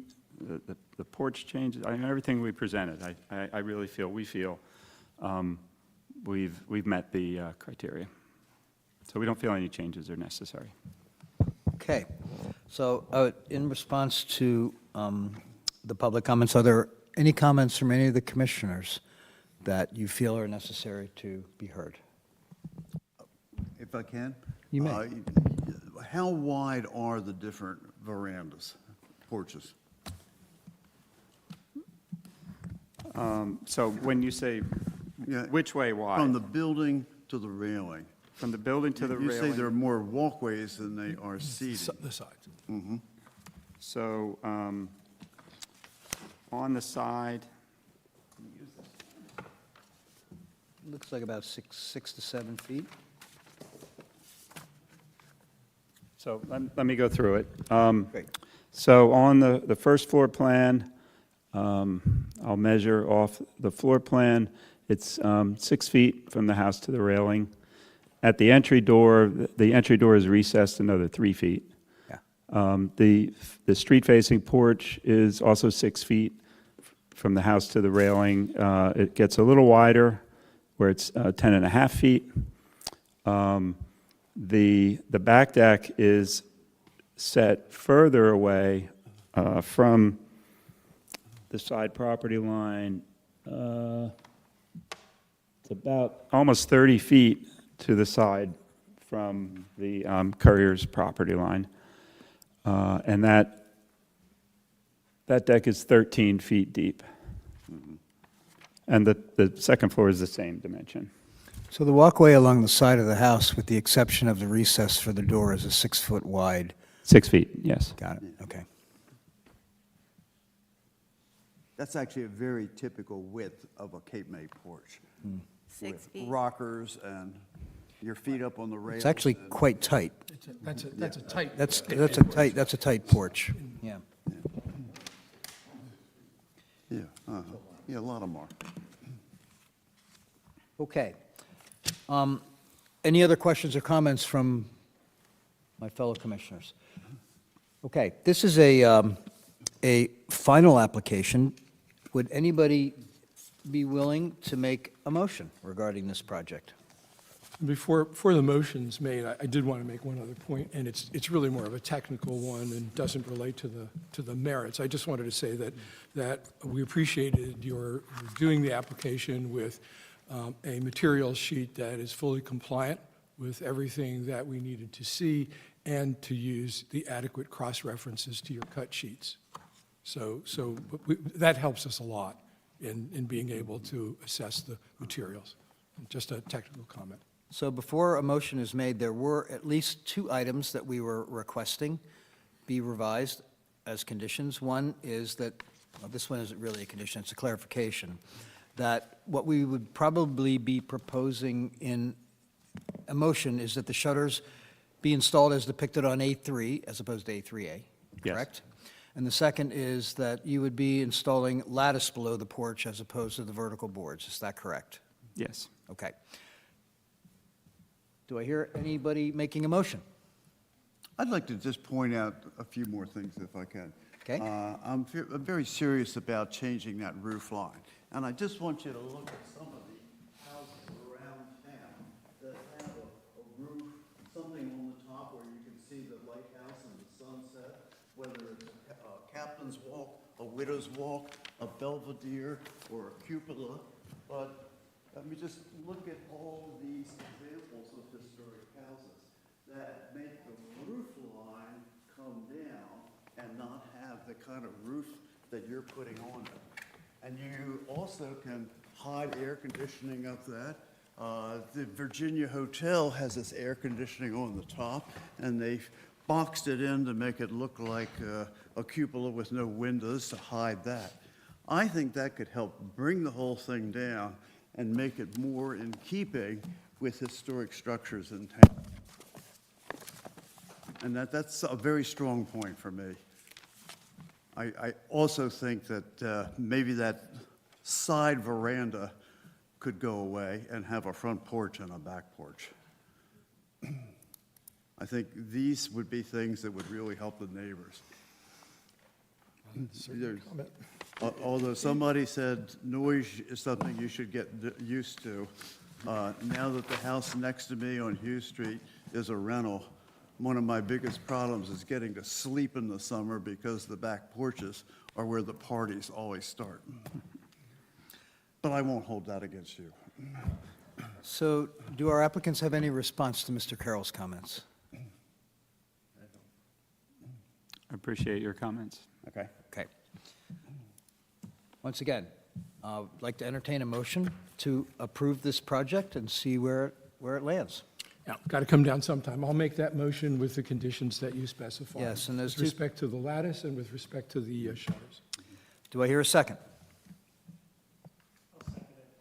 So moved by Mr. Testa, seconded by Mr. Hamron. Roll call vote, please. Mr. Carroll? No. Ms. Bazagno? No. Ms. Wilson Strudick? No. Ms. Decker? No. Mr. Hammerin? Yes. Mr. Testa? Yes. Mr. Becker? Yes. Motion fails. Motion failed. I would really like to make a suggestion.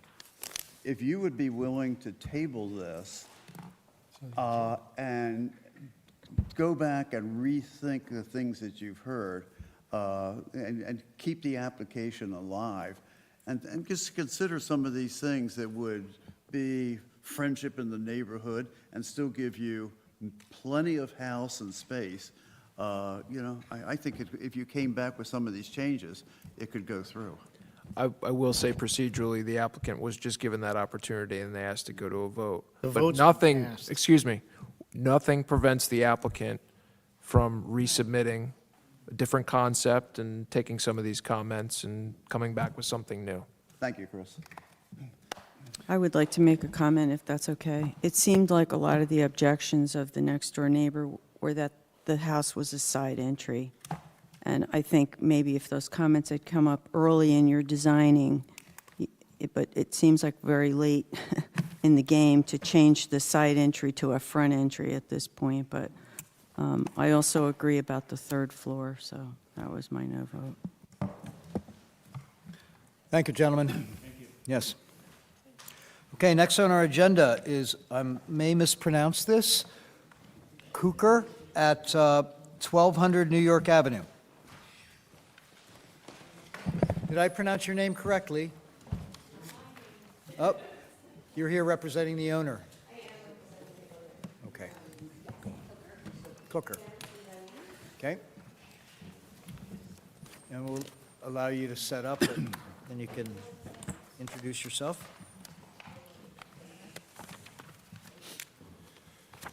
Excuse me, Mr. Chairman? Yes. As I had told you later, I must leave, and I defer to Mr. Kurtz. Thank you, Ms. Pasagno. Have a wonderful evening. So, Mr. Kurtz, you are now a voting member as an alternate. Okay, thank you. Yep. Thanks, Dick. Deborah, please introduce yourself and what's your role in the project? Good evening. My name is Deborah Sloan-White. I'm a partner in Asher Sloan-White and Partners Architects. I am representing Dennis and Diane Cooker, the owners of 1200 New York Avenue. You should have your full packet in front of you. I did bring just this enlarged rendering of the front elevation. Excuse me, Deborah, just Yes. one, do we have some verification that you're authorized to speak on the owner's behalf? Yes, the owner should have contacted, Yes. Yeah, I yes, have See permission. that? Yes. Okay, the great. attorney as well, Diane Cooker. If our secretary has it, we have it. Yes. Thank you. Yes, we did take care of that. And the floor is yours. Thank you. Dennis and Diane Cooker do send their regrets. They are out of town right now, so I am here on their behalf. The home, as I mentioned, at 1200 New York Avenue, is a contributing structure built in the 1910s. Your property report is included in the packet. Upon examining the building, unfortunately, no original windows exist. Every window in this home has been replaced, and the siding has also been replaced. In fact, some of the siding is vinyl, and there is an anachronistic, as called out in the report, a Queen Anne-style shiplap course at the very top of the front elevation, which we are planning to remove in the process of our renovation. Our clients purchased the home in 2020. They do not rent it. It is a family home used weekends, holidays, and through the summer. Our project started with the client's request for a second floor addition. We are not proposing to expand the impervious coverage on the lot. Our proposal is consistent with zoning. We do not anticipate needing any variances. So you're seeking final tonight? We are seeking final tonight. I did come on a couple Tuesday mornings, so some members of the board have. It's a good idea to check, though, the box. Oh, I'm sorry, did I not check the right box? Well, ours has got a big blank there, so I've just checked final for you. It is final, Mhm, yes. Okay. We are here for final approval. The project began with the request for a second floor addition above an existing first floor addition to the home. We then expanded that to have 2 second floor additions, as seen in your packets on sheet 3.0. I highlighted all of the changes in yellow, so you can see the existing home is the white, the additions are in yellow. The additions proposed are symmetrical in keeping with the style of the home. Each addition is roughly 150 square feet, basically adding bathrooms to an older home, which of course doesn't have enough bathrooms. The additions are differential to the existing home. They are set back from the street, as well as the ridge of the proposed additions is about 3 feet lower than the existing ridge. We, in order to come into closer compliance with flood code, are proposing to lift the house roughly 16 inches out of the ground. We have worked with a landscape architect familiar to this board, Good Grounds Design. Connor McInerney is the proprietor. He has worked in Cape May several times on other projects with our firm. In order to mitigate the lift of the home, which we know is not desirable, we are proposing new brick planters at the front elevation. All new landscaping is shown on the landscape drawings, which are, again, included in the packet in the L series, L 2.1 through the end of the set. We have made application to the Shade Tree Commission because we are requesting removal of 3 trees. They are, in fact, not necessarily shade trees. It is a magnolia, a crepe myrtle, and an evergreen hedgerow. It is my understanding that the application has been received by the Shade Tree Commission but has not yet been voted upon. New exterior materials for the home, we are proposing a horizontal clapboard with corner boards. As I mentioned earlier, none of the existing windows are original, so we are proposing all new wood windows.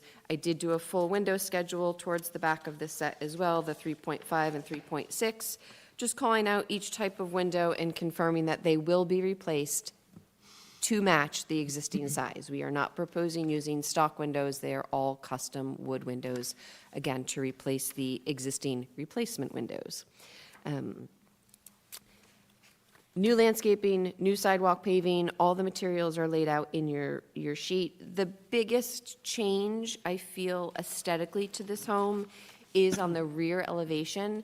It is a corner lot. We are not touching either front facade as they face the 2 streets, but on the rear elevation, as shown on page 3.4, there is what appears to be an addition, if we're looking at the existing south elevation, drawing 1 on 3.4. To the right, there is a 1-story addition which currently houses a kitchen. The fenestration pattern is not desirable in any way. We are proposing not to change the size or the footprint of that addition, but rather to replace an existing door, fixed side light, and window with 1 sliding glass door. Again, it will be wood to be in keeping with historic standards. We are unfortunately removing a few windows from the side elevation where the new additions will be added. The additions do have smaller windows, historically accurate shutters that are operable wood shutters. So aside from that rear elevation, everything we feel is in keeping with the historic nature. That rear elevation is not visible from the street, just for your own edification. The existing garage is also considered a contributing structure.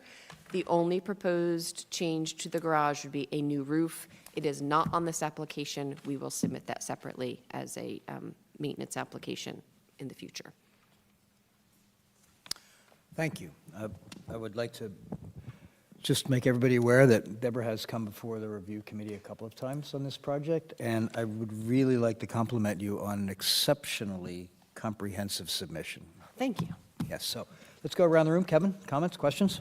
Thank you. Yeah, first of all, I'd like to say the same thing. This is one of the easiest programs to look through of any of the architects we see, and I really, my full compliments to you. Thank you. For doing that. Well, I think, first of all, my initial read is that the additions are not obtrusive and they fit the standards that we have for additions. They're not competing with the original historic house. They're set back, they're smaller in scale, all those kinds of things. So I think we're complying with the standards to accept this. I would say a couple of things. One is just to make sure there's nothing going on with the garage, right? Because the garage is also a contributing structure. The garage is a contributing structure. We are not intending to change it, to lift it, to do anything to it, aside from the client did agree to replace the existing asphalt roof with a cedar roof to match the home. Again, I understand that was not part of our application tonight. We will fill out the necessary paperwork, but that is the only intention with the garage, is to, in fact, replace that existing asphalt roof with a cedar roof to match the new roof of the home. But that's for informational purposes tonight. You're not. Yes. You're not asking for approval, right? If you can approve it, that'd be great, but I don't think you can because it's not on Not my without application. papers, we won't. Yeah. So, no, that is just for your information. Thank you. Yeah, we would need the cut sheets for the roofing material and all that kind of thing, so. The cut sheets are within here because we would use the same roof as the house, but They're not designated. I checked no to the garage renovation. In the end, the And- client, in discussions with her, I requested that she consider it because I think it would make the project better. It is more cost to her. It did not make it into this application, but I will make sure the correct paperwork does get filed. Okay. One item that I did notice is where the placement of the relocated central CU platform is. Yes. New York is the front face of the building. It is. So I would have argued that it's going to be visible from one of the two streets, but I would argue it'd be better to have it visible from Reading than from New York. So the current placement, my preference personally would be around the back. I would just note that. The fence that is planned for the structure has to be of wood construction, and I think you know that. Yes, it is detailed on the landscape architect covered that. It is on page L 2.2. It is a wood painted fence, the structure to the inside of the property. Okay. So your pickets are to the outside. Want to make sure that that was clear on there. And it will also be relocated. The existing fence actually does not sit physically on their property.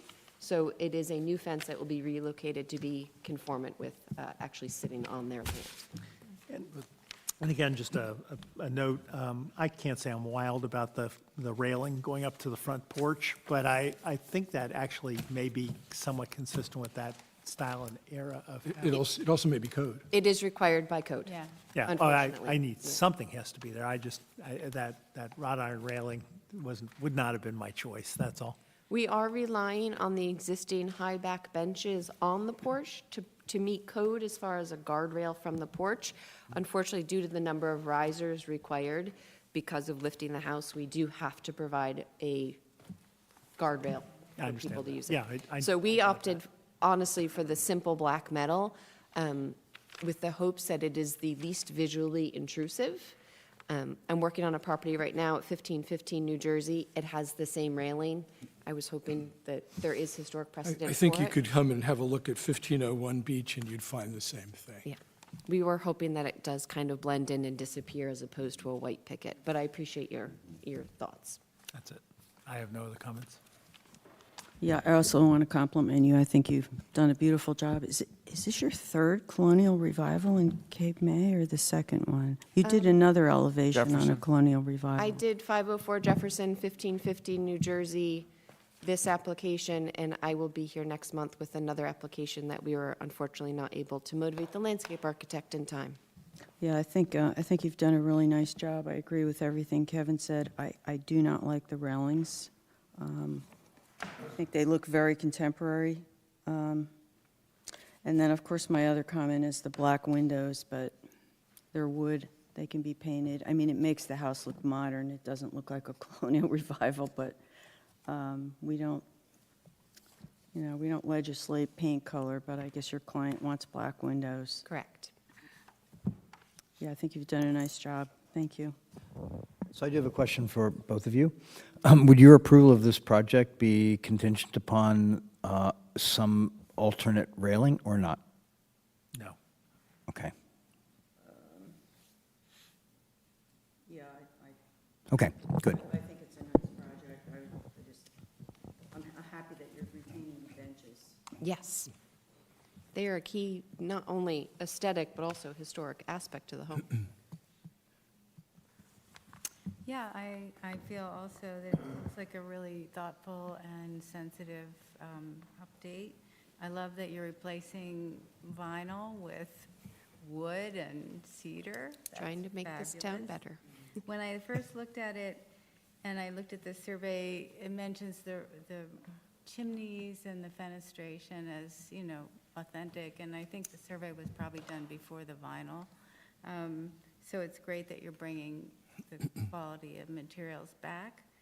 I looked at A3 and I thought on the addition, I was wishing there were windows on that side, but you mentioned that that's the rear of the house. Correct. And I know they're bathrooms. So, How much window space can you put in a bathroom? yeah, We did have windows on the rear elevation. We ended up having to remove one due to plan. constraints, and the client said, just take them both out. I want it actually to balance. So Yeah. I removed both of them. Yeah, so, yeah, it's a very well put together and sensitive job. Thank you for all these updates and talking to your client about them. Can I just add one more comment? I'm sorry, before Jim jumps in. I cede to you. You know, from my perspective, I guess I just come back to the most important thing I think we can do is protect the contributing status of the houses, right? And there's nothing about the additions that strike me as, you know, being inconsistent with that. I think, you know, that the two additions will not complicate the continuing contributing status of the house. Actually, I think, like some of the other projects we've seen around here, this by going back to the original materials, going back to the matching shingles on the roof of the garage when you bring that forward, all of that, in my mind, just completely helps the whole cause for continuing that contributing status. So I just think those are. Well, it's good you made that comment because it's going to echo some of the things I was about to say. Like, try to keep this short. Just a question for you first. How do you suppose that this got out of balance from left to right with the railing and the, I mean, because it clearly was designed to have matching porches and porticos, and they were probably even open. It does appear that they were both infilled at different periods of time. As you spend time on this property, which I have, if you're facing from New York and you're looking at the home, Right. to the right, the way the columns are engaged in the infill, if you will, is appropriately done. The left-hand porch, which became the kitchen on the driveway side of the home, they actually built around the columns. So there's an odd space behind the columns. I can only imagine that it was just done at two different times. Well, and I mean, the rule for this, of course, is symmetry, symmetry, symmetry where possible. And, you know, it probably is less than saying I struggled, but I always get a little queasy when I see the front elevation change as this changes. But when you've made these changes, you've made them, in terms of the two additions, subordinate and capable of being discriminated from the original, even though when you see them, it all sort of blends in. Had I been a designer of this colonial revival, I might have put those in To begin to with. begin with. I'm a little troubled by the hiding more of the chimneys, but at least some of them survive. You can see that they're there. Yes. Because otherwise, they're really beautiful, full-view chimneys. And so I think on balance, I too would come to the conclusion that these changes would not, I don't have the expert opinion on this, but I don't believe they threaten the contributing status of this property. And one last point, and Kevin made it earlier, and that is the number of things you're doing, including replacing windows that aren't in good shape and not original with although modern constructed, all wood, you're going to give the house, and changing the siding in places pushes it back in the direction of original materials, which I think is helpful in any balancing act. So I'm supportive of your project. Thank you. Sir. Having bought a house that had 4 bedrooms, 1 bathroom with a tub only, I can appreciate exactly what they want to do with this. I'm joining Judy with the worry about the iron railings out front standing out a lot more than they do in any of these pictures. And I would like to, if I can make the motion to approve this, leave the option open to change the front rail to a wood rail. And I personally would like to show you some examples of things that you could do there that you might find much more accompanying to the house than the iron rails. Do you anticipate wooden handrail that I'm holding, or Yes. wooden pickets that support it? Wooden handrail with, not connected to the house, but kind of freestanding to hold on as you go up either side of the stairs. Do you have a construction date for the house? We are anticipating starting construction. No, I'm sorry, the Oh, original oh, construction. 1910, per the property report. Yeah, yeah. I'm sure my client would be more than happy to entertain a different railing system. Okay. in all fairness, the home that we completed at 504 Jefferson, we had to lift and therefore add railings. We added a white picket, vertical picket with a railing. I find it to be extremely distracting because of the visual weight of it compared to this, but I'm happy to come and would love to Okay. see your ideas. Okay. Because the metal railing that we chose, we really chose for the simplicity and with the hopes that it would disappear. But if you have a better solution, wood handrail sounds wonderful. I'm worried about the verticality of it and how it's supported. Okay. I don't want to see white pickets on the front of this house. All I right. just find it too heavy. I think I for can the- still help you. That would be great. I'd love to hear it. Love to see the photos, or come by the properties. I love it. It's just, I used to have an old colonial, and these additions didn't take anything away from the house, didn't make it look too chunky. It just fit right in there, so I could go up. I have to agree with Jim, I'm just concerned about the chimneys, because they're a big part of a colonial house, but they're there.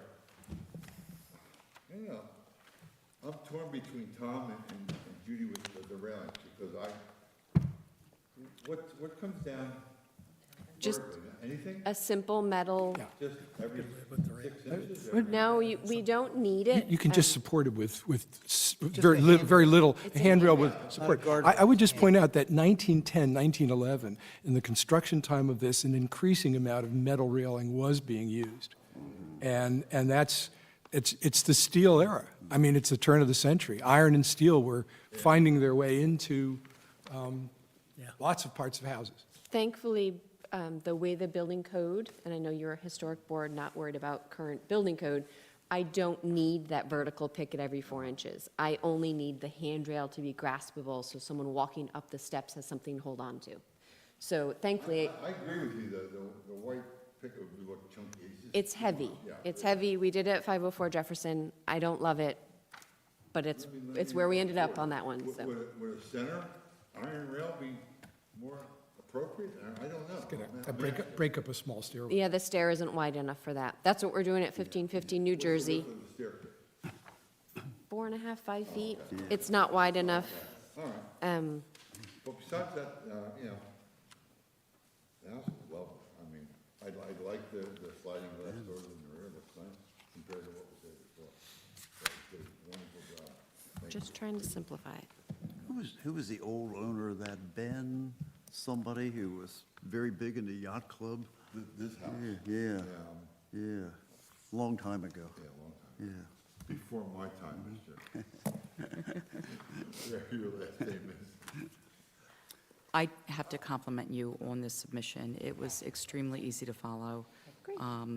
And the amount of detail that you put into it, the cut sheets, everything was spot on. The railings, I could go either way, but I think you did a wonderful job. Thank you. Thank you. You know, not to come back, I used to have a colonial with a center metal railing, Okay. just for 2 steps, and it worked. That wouldn't have been on Beach, would it? No. No. No, I did not. Oh, I did have one there too, though. I know you did. There was one in the I center. had one there on Beach Drive, but that was a much thicker railing. So in the interest of time, let's move forward. Yes, I just have one comment and one question. yes. So the only clarification I'm seeking is the cut sheet for the standing seam metal roof indicates both 1 inch and 1.5 standing seam. So we just want to verify that you'll be specifying 1 inch.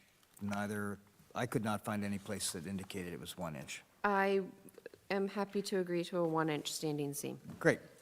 Are you open to addressing the front handrail with a different solution to address the concerns raised here this evening? Absolutely. Okay. Therefore, I'd like to make a motion. John, Oh, I have, yeah, wait, I have another comment. So you would make that a condition, the change of the air conditioning? So Yes. that, okay, because you had said that was just an opinion, not a condition, so now it's a condition? So let's ask why those HVAC units are located there. There may be a technical reason. So they currently exist on the rear elevation of the home. The homeowner, prior to engaging our firm, did actually seek and gain approval to move those units. She never did the work. So I'm not sure I didn't go to the zoning office to verify that, but I certainly can. The request was because they spend so much time in the backyard, and these units would be kind of in their private garden area, that they moved to the more utilitarian side of the house where the driveway is. I'm happy to push them further back on that elevation, if that would help. One of the reasons why I don't like it where it is, actually, is water, because in the dark, when you're backing out that driveway, you can advise how you do a little off to one side or the other, and smack one of those. So I'm going to push back on that a bit, because the way you've done the landscape plan for the back of the house, relocating them back where they were would not work. It would not work, and And I would also like to say that this is one of the best screens of HVAC units that I've seen proposed to us. Is that Extremely well done. L 2.1 is the Yeah, landscape look at L plan. 2.5. That's probably the best view of this. 2.5, L 2.5.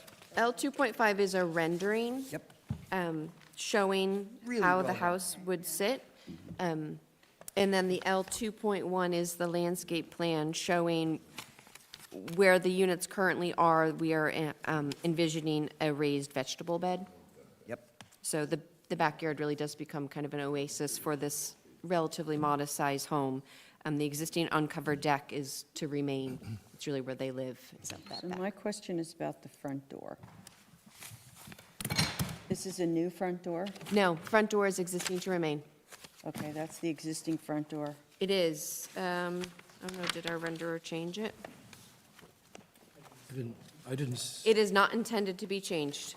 It is listed right on this cut sheet as existing to remain. There is a photo of it on 2.1. It is a large pane of glass over 2 panels below. The mullion pattern on our renderings may be inaccurate. But it is an existing door planned to remain. I would not touch that door. Okay. Do you think it's an original door? It's wood. Okay. It's in decent shape. The side lights do appear to be original, yeah, it's also facing north, so it's been well so protected it's been for well years. protected, yeah. Yeah. No, the client has no intention in changing that door. I do believe it is on one of these pieces of paper called out as existing to remain. Yeah, it would be on your materials check. It is. On your materials checklist under door, it says front door to remain. The rear entry door is to be replaced with a wood slider. So I would like to point out that the only prohibition about HVAC units is that they not be in the front yard and not be visible from the street, which includes the screening, which in this case, the screening is extremely well detailed, so. Would that suffice to mitigate your concerns, Mr. Hammerin? Well, here's visible from the front. That was the original concern I had, is that it's front facing. It may not be the front, but it's inside. I still think that the back of the house would be the more appropriate location for treatment. But, I'm not, that is not a non-village in this case. I accept that. Okay? Same with you, Ms. Decker? I didn't say anything about the HVAC. Okay. I was just about the railings, and I'm not going to die on the hill for the railings. Okay.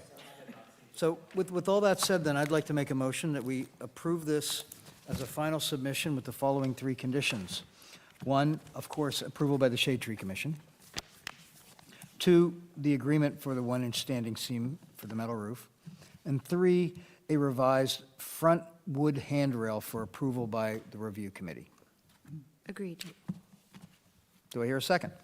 I'll second that. Moved by Mr. Becker, seconded by Mr. Kurtz. Roll call vote, please. Mr. Carroll? Yes. Ms. Wilson Stradik? Yes. Ms. Decker? Yes. Mr. Hammeran? Mr. Kurtz? Mr. Testa? Yes. Mr. Becker? Yes. Thank you once again, Deborah, for an excellent presentation. Thank you. Deborah, Deborah? I have a question. Give me a On the- call, and Or I'll John, maybe you tell you can what I'm thinking clarify. about. It says Okay. cedar roof, but this looks like asphalt. Is that just because the rendering is not very sensitive? Did you hear the question, Yeah, Deborah? Deborah, she had a question. amazing. Yeah. Yeah, because the rendering looks like a asphalt, yeah. Yeah, I Part figured of it it has was, been because I the looked at guy your who did the office application, quarters, it says cedar. the front of And I my figured house, it's just the and limits it's of 3 the different woods. digital rendering. Goes up with a nice. Okay, so folks, I'd like to move on because we're running close, perilously close to being out of time if we get to 10 o'clock. So if we could please move on to the next, gentlemen, if we could please move on to the next submission.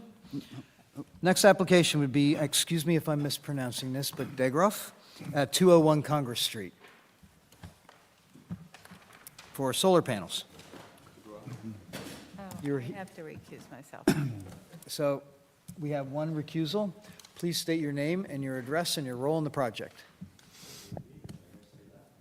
Oh, well, we spoke earlier today. Yes. Sir, could you turn on your microphone, please? Yeah. My name's Clark DeGroff, 201 Congress Street. Go by the name Tripp. So, would you like to make any comments? The submission is very self-explanatory. Is there anything you'd Yeah, like it's to just, explain just, to us? you know, looking for the solar. Okay. So I'd like to cut to the chase here if I could, folks. Probably many of you went and looked at the site, spent some time there this afternoon, and all of the proposed locations for the solar panels are visible from multiple locations. As it turned out, and you told me that I could call you Tripp when I met you at the site today. Tripp and I met at the site and we had a little chat, and we talked about potentially an alternative move for at least accommodating roughly 50% of the size of the photovoltaic array if, and you would have to see the house to understand this, but there's a porch that faces South Lafayette. And it's a porch that has a flat deck on top of it. And it's a sizable porch, and you can see it in some of the photographs. But the second floor deck, should he choose to do this, I would suggest he could put a roof over that second floor deck, which would be a flat roof. This is a non-contributing house, and it would be highly consistent with the street patterns on the rest of South Lafayette, where that occurs in numerous places, and use that roof to put, I think we calculated you might be able to get 14 panels up there? Yeah, I'm not 50%. sure. So that's just a suggestion, because if none of the roofs of the existing home or garage are not visible from a street, which is the case here, what alternatives do you have?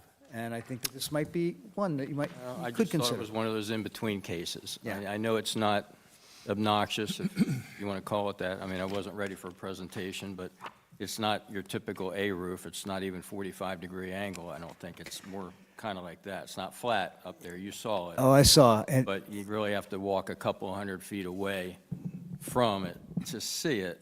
And probably the panels would be more in a direction like that, not like that where you're looking right at them, but. And I agree with you, you do have to walk, well, it depends on where you are. It was pretty far down the street. yeah. One house down on Congress one direction, one house down on Congress the other. Lafayette, again, one house down either direction. So unfortunately, even though we would like to encourage renewable energies systems, our standards would not permit you to do this as proposed. So I have a question for you.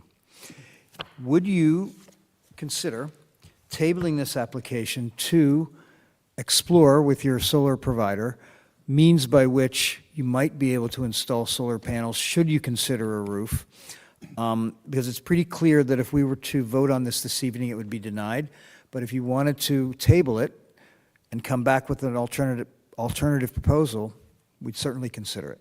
That's up to you. Before you answer that, you heard earlier, we had the Swains application? Yes.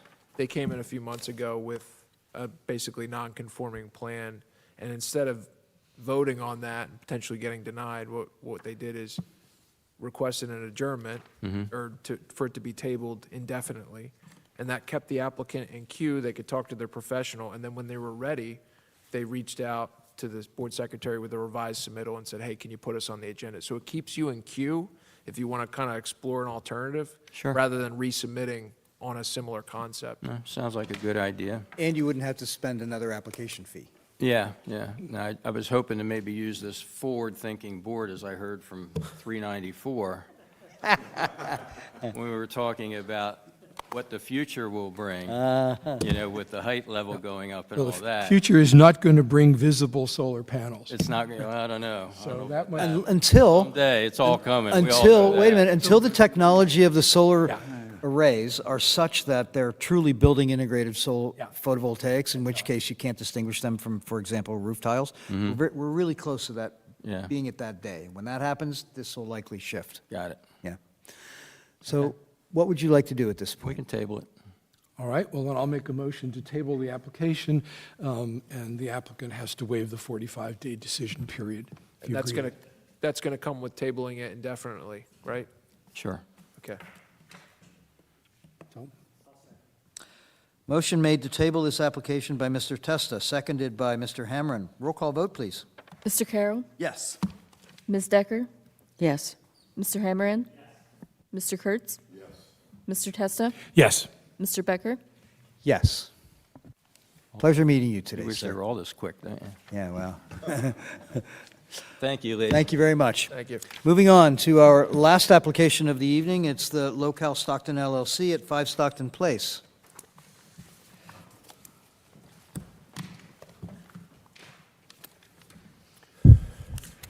Gentlemen, if you could please state your name, your address, and your role in the project?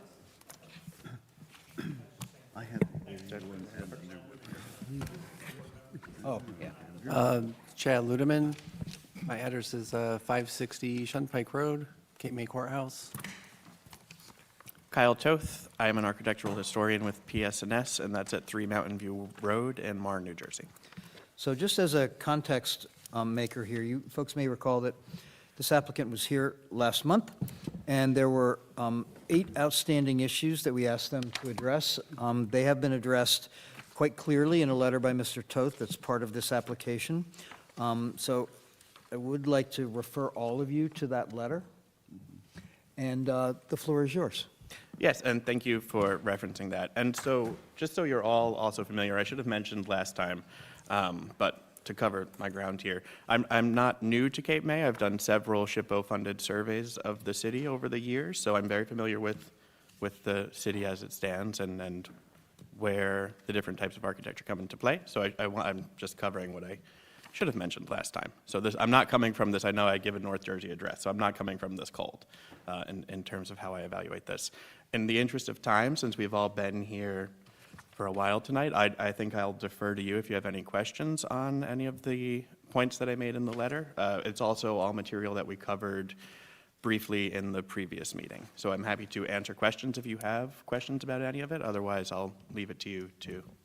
So in summary, it appears that the only new piece of information that you're submitting tonight, besides responding to all 8 issues, is the drawing on A02 of the revised fence on the one side of the property. That, and we included, in the other drawing, we included details that you requested for. The railing details. Yes, thank you. Okay, so instead of going around the room, I would like to just simply ask if anybody has any comments or questions to this applicant. I have a quick question. I'd like counsel to explain where we are Right. vis-à-vis the outstanding issues and the litigation. So I'll just substantively first, in terms of the fencing outcome, I just want to be clear as to what the applicant's proposing to do here for the board so we understand visually what the outcome's going to be. So you have the vertical fencing installed right now from both, you can see it from the back, essentially from Howard Street. You can also see it from the front, partially on Stockton, right? Horizontal. It's horizontal. Horizontal, right. And what you're proposing to do is install vertical boards on the Howard Street facing side, correct? Correct. And then on the Stockton facing side, you're still going to see horizontal boards, correct? Correct. Okay. So this elevation will remain the same? That elevation's going to change, I think, is what they're That saying. elevation will be changed. Yeah. The rear. So that will be, those horizontal planes will be made vertical. And they're not, there'll be different widths than, Does that make sense? that side will remain horizontal.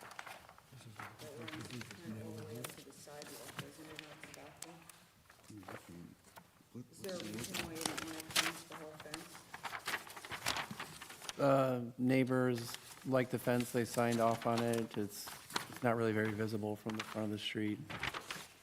So the verticality we're talking about are pickets, and they're nailed over the horizontal members? No, so the Moving the horizontal members horizontal are going to be removed. There'll Okay. be furring on the interior so that the posts will now be on the interior yard side rather than the street-facing side, and the new vertical pickets will be So applied. we're looking at a typical Yes. picket fence with the inside fairing and the Correct. pickets that are Is shown. this your drawing of that fence? Yes, it is.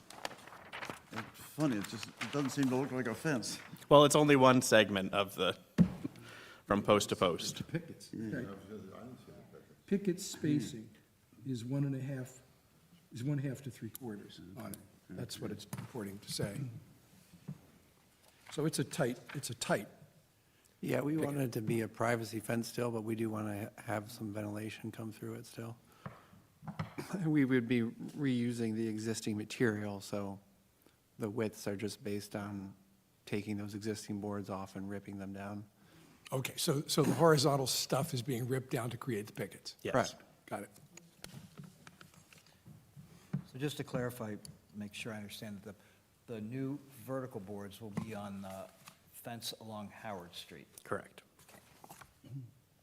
And that's the only change. The other horizontal board portions are going to remain the same in this proposal, right? Yes. Yep.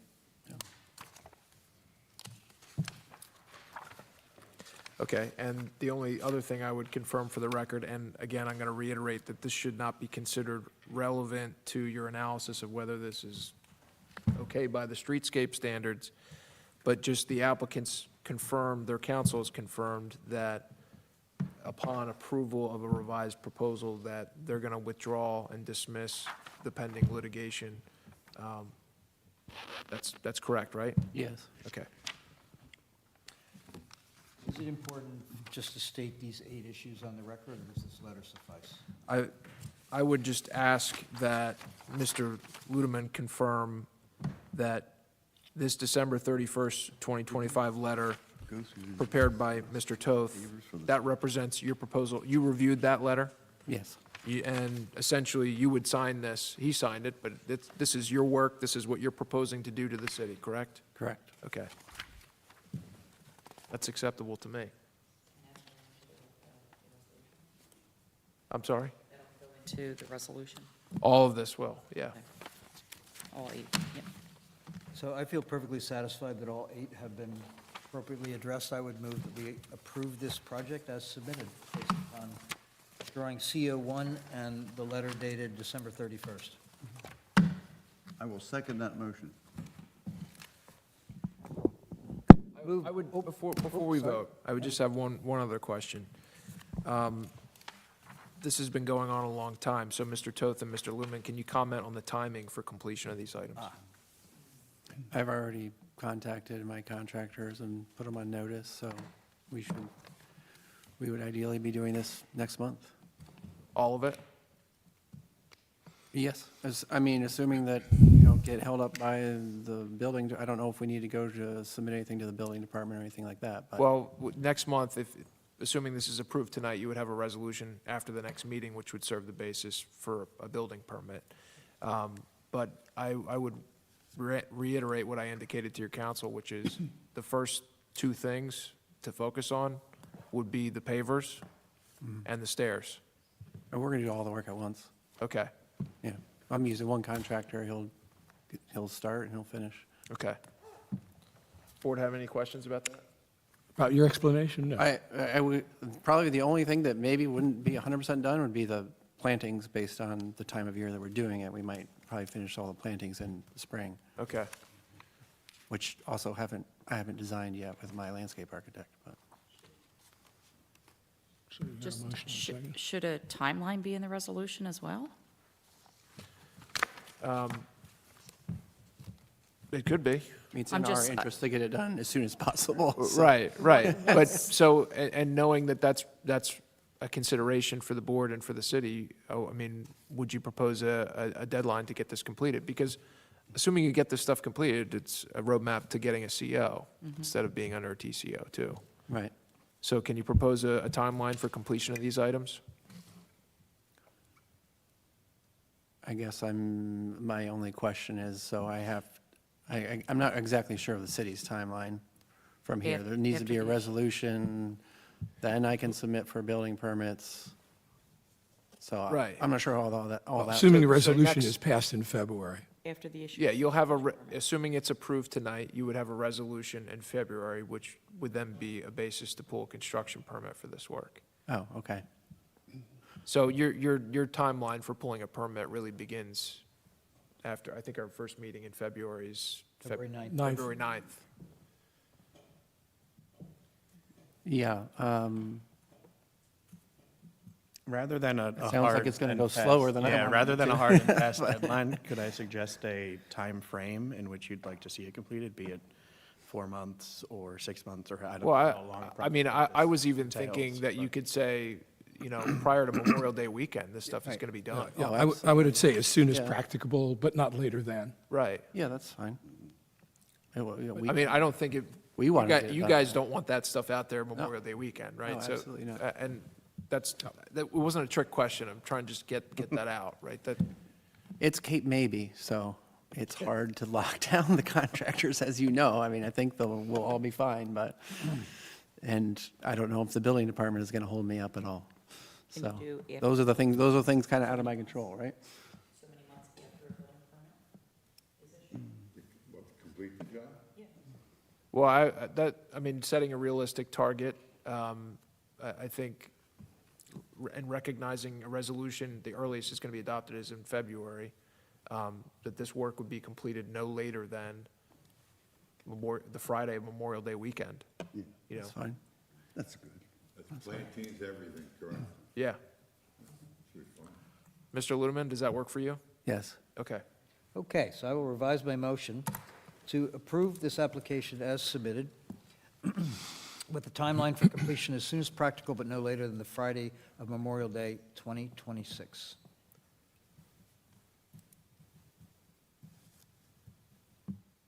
Do I hear a second? I'll second. Moved by Mr. Becker, seconded by Mr. Carroll. Roll call vote, please. Mr. Carroll? Yes. Ms. Wilson Stridick? Yes. Ms. Decker? Yes. Mr. Hammerand? Yes. Mr. Kurtz? Yes. Mr. Testa? I'm going to vote yes, but I'm going to express two things. One, I had a lot of trouble getting through the breeze blocks, and you've convinced me that they're appropriate enough, given the timing of the construction of this. And the second is, I don't like to have applications that have had stuff done, and then you come for approvals. That is not the way we do things. So I hope, and I'm really happy to get this behind us with full approval here, and we settle all our differences. But in the future, please come first. I guess I'm not understanding what your Well, frustration is. There are things here that just weren't approved before we approved them tonight. I think your architect understands that. They were approved by the building department. We're talking about the Historic Preservation Commission in our jurisdiction. All right, we don't need to go down this path tonight. Right, so I vote yes. Mr. Becker? Yes. Thank you, gentlemen. Thank you. Okay. That concludes our applications. Are there any comments from the audience? The There's- public comment is already We had been. think we had the public make their comments already, and there's nobody left. Oh, I'm sorry? Yeah. Would you like to make a public comment? Oh! Good timing. Okay, just a few things for discussion, just a couple things. I will not be able to attend the February meeting. Good night. I will be out of the country. Thank you, gentlemen. So Mr. Testa has agreed to chair that meeting for us. Just wanted to let you know. John, it's my job. That is your job. Yeah, thank you very much. Our general counsel has drafted a signage ordinance, as we have been discussing. I finally was able to take a look at it. I think I would like to, if we could, convene a call between the three of us to chat a bit about it. I think there are three things that still need to be addressed.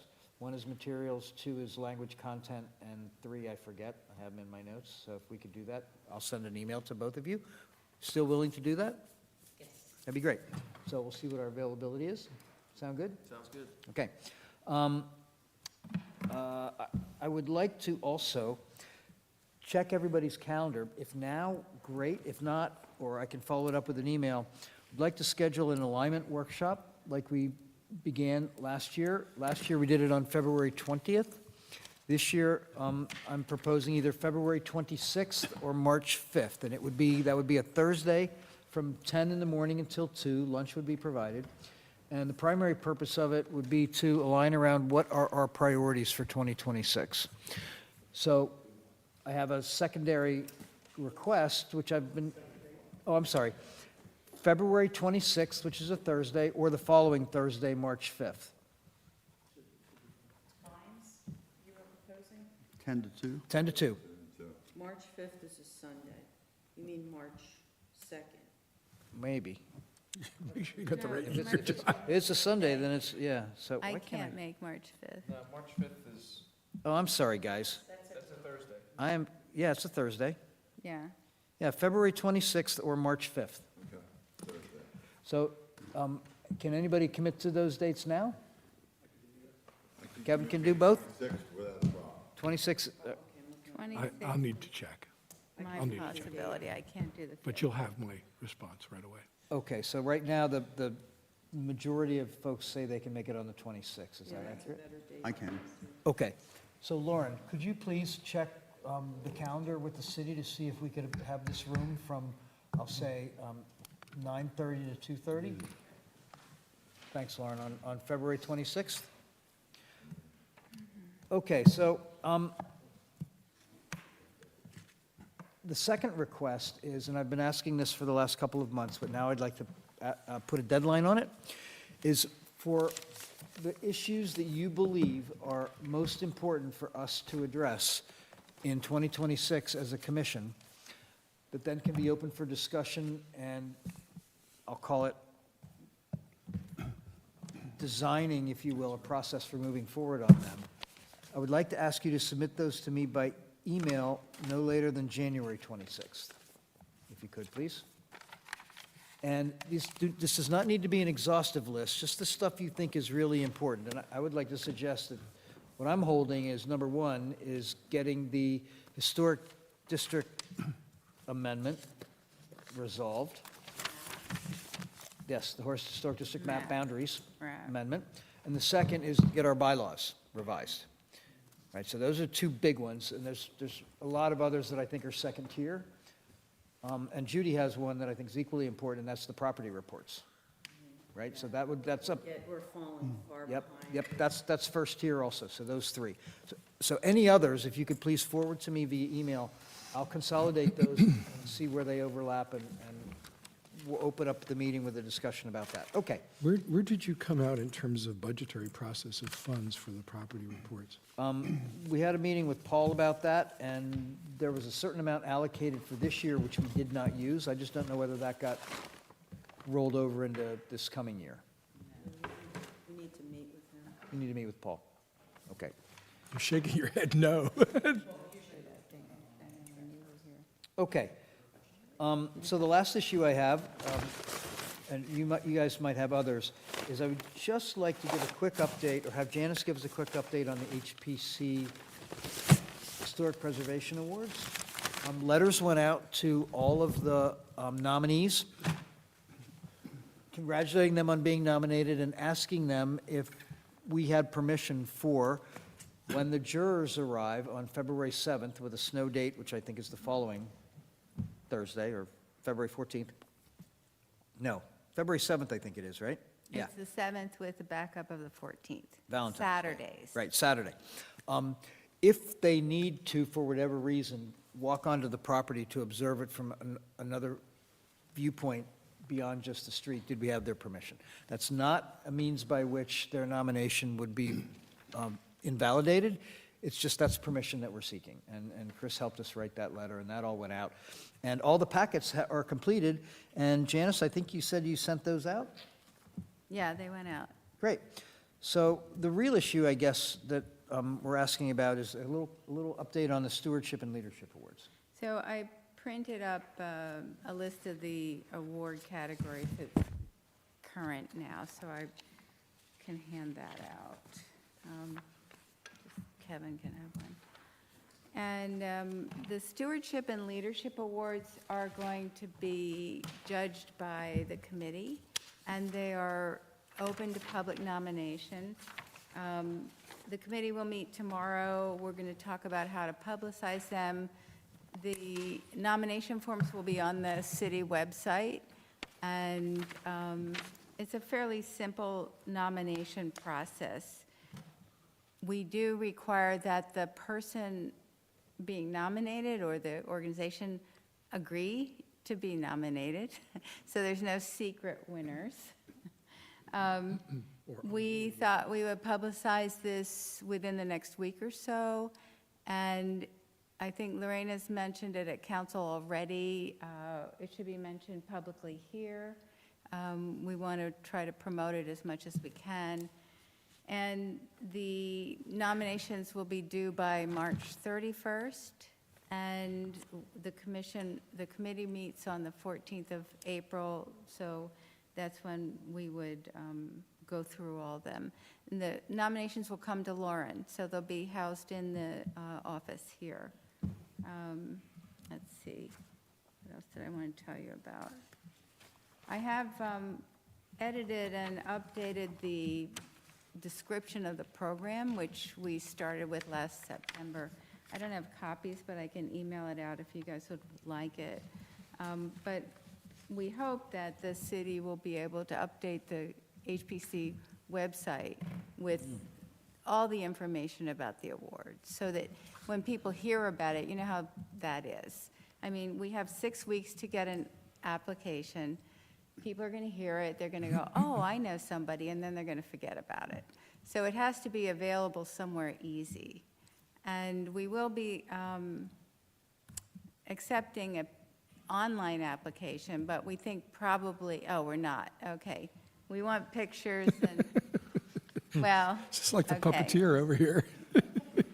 The support documentation includes letters of recommendation, publicity, photos, anything significant about challenges of the work for the This is for both stewardship and leadership. for the building Yeah. stewardship. Okay. And for leadership, it would also be letters of recommendation, but also their projects, their impact, and any documentation that is applicable. So, Judy or Lorraine, do you want to pipe up and more? Did I forget anything? Am I missing this, or is there a date back that we have to deal with? Can these projects be in the last so many years, or? No, because stewardship is an ongoing thing, Yeah. so one of the qualities that we'll be looking at is how long has this property, like the mainstay, been a contributing structure that really adds to the value of our community? I mean, we want to create positive peer pressure for historic preservation, as opposed to, people griping about having to come before us. So Janice, do you have a date that you're targeting for when the online application will be able to be downloaded by folks?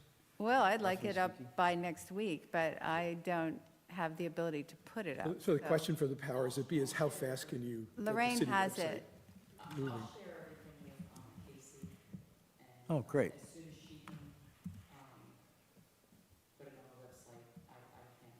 So within 2 weeks roughly would be, probably? Okay.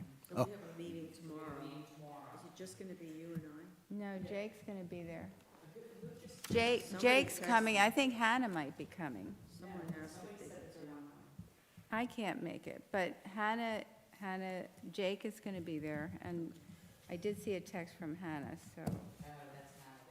Oh, okay. She can zoom in. All right, so we're gonna finish up the application forms, I guess, tomorrow, and then they can So get Hannah posted. can zoom in, and she's technically good. Is that young Hannah, the schoolgirl? yes. Yeah. We thank got you for somebody her. under 50. Yeah, she's been participating. A gem. Hannah is good technically, and she can zoom into the meeting. So that's an idea. She might be able to help with the, yeah. Thank you for that update. Does anybody else have any other comments for discussion before we consider adjourning? Oh, one thing I want to add. Our date is firm, May 13th, 7 to 9 at the Chalfont. And there's been an offer by John to do a cocktail pre-thing. Pre-game. The HPC and the jurors. I've let the jurors know about the date. I've asked them to, hold the date if they can. And so please put that on your calendar. May 13th, it's a Wednesday evening. At the Chalfont, it's 7 to 9.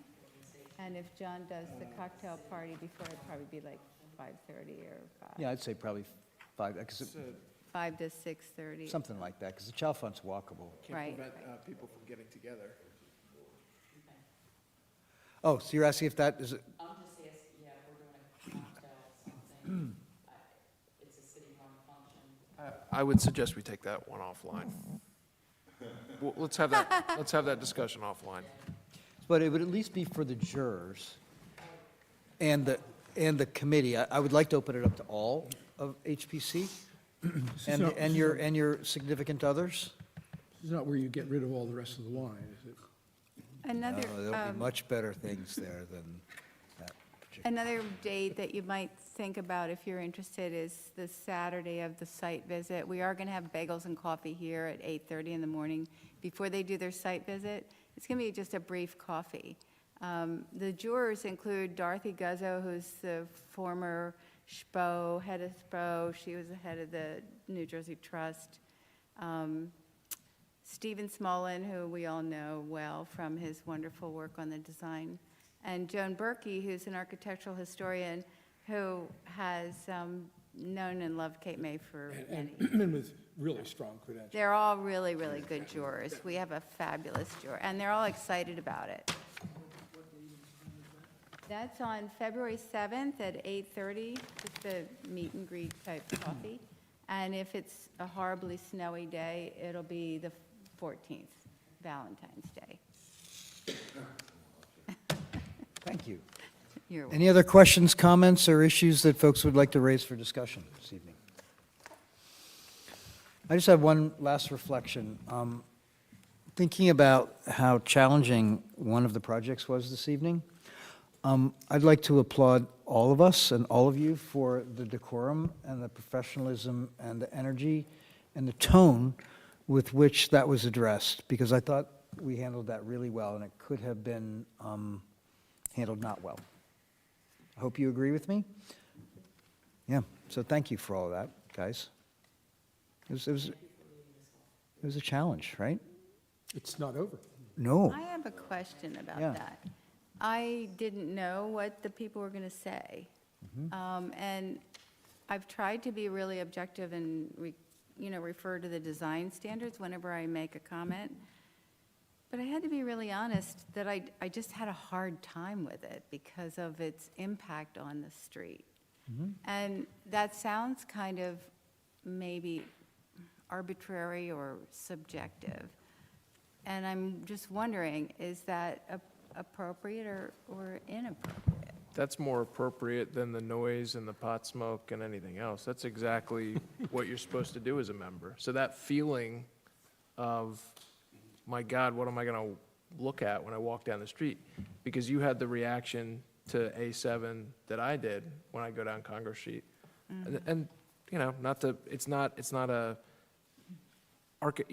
Frank Lloyd Wright may look beautiful in some other setting, but maybe not here, right? Right. So that really large house that looks like it should be in Breckenridge, Colorado, would be really nice there, but maybe not on Congress Street. Yeah.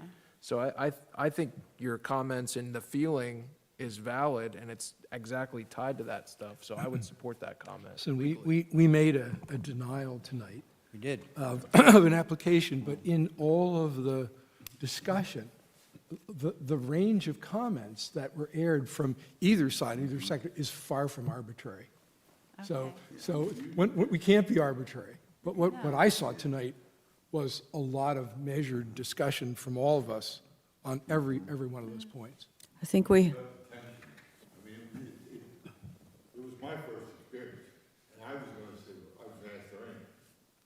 John try to diffuse this, or you just let it go away and do what we did?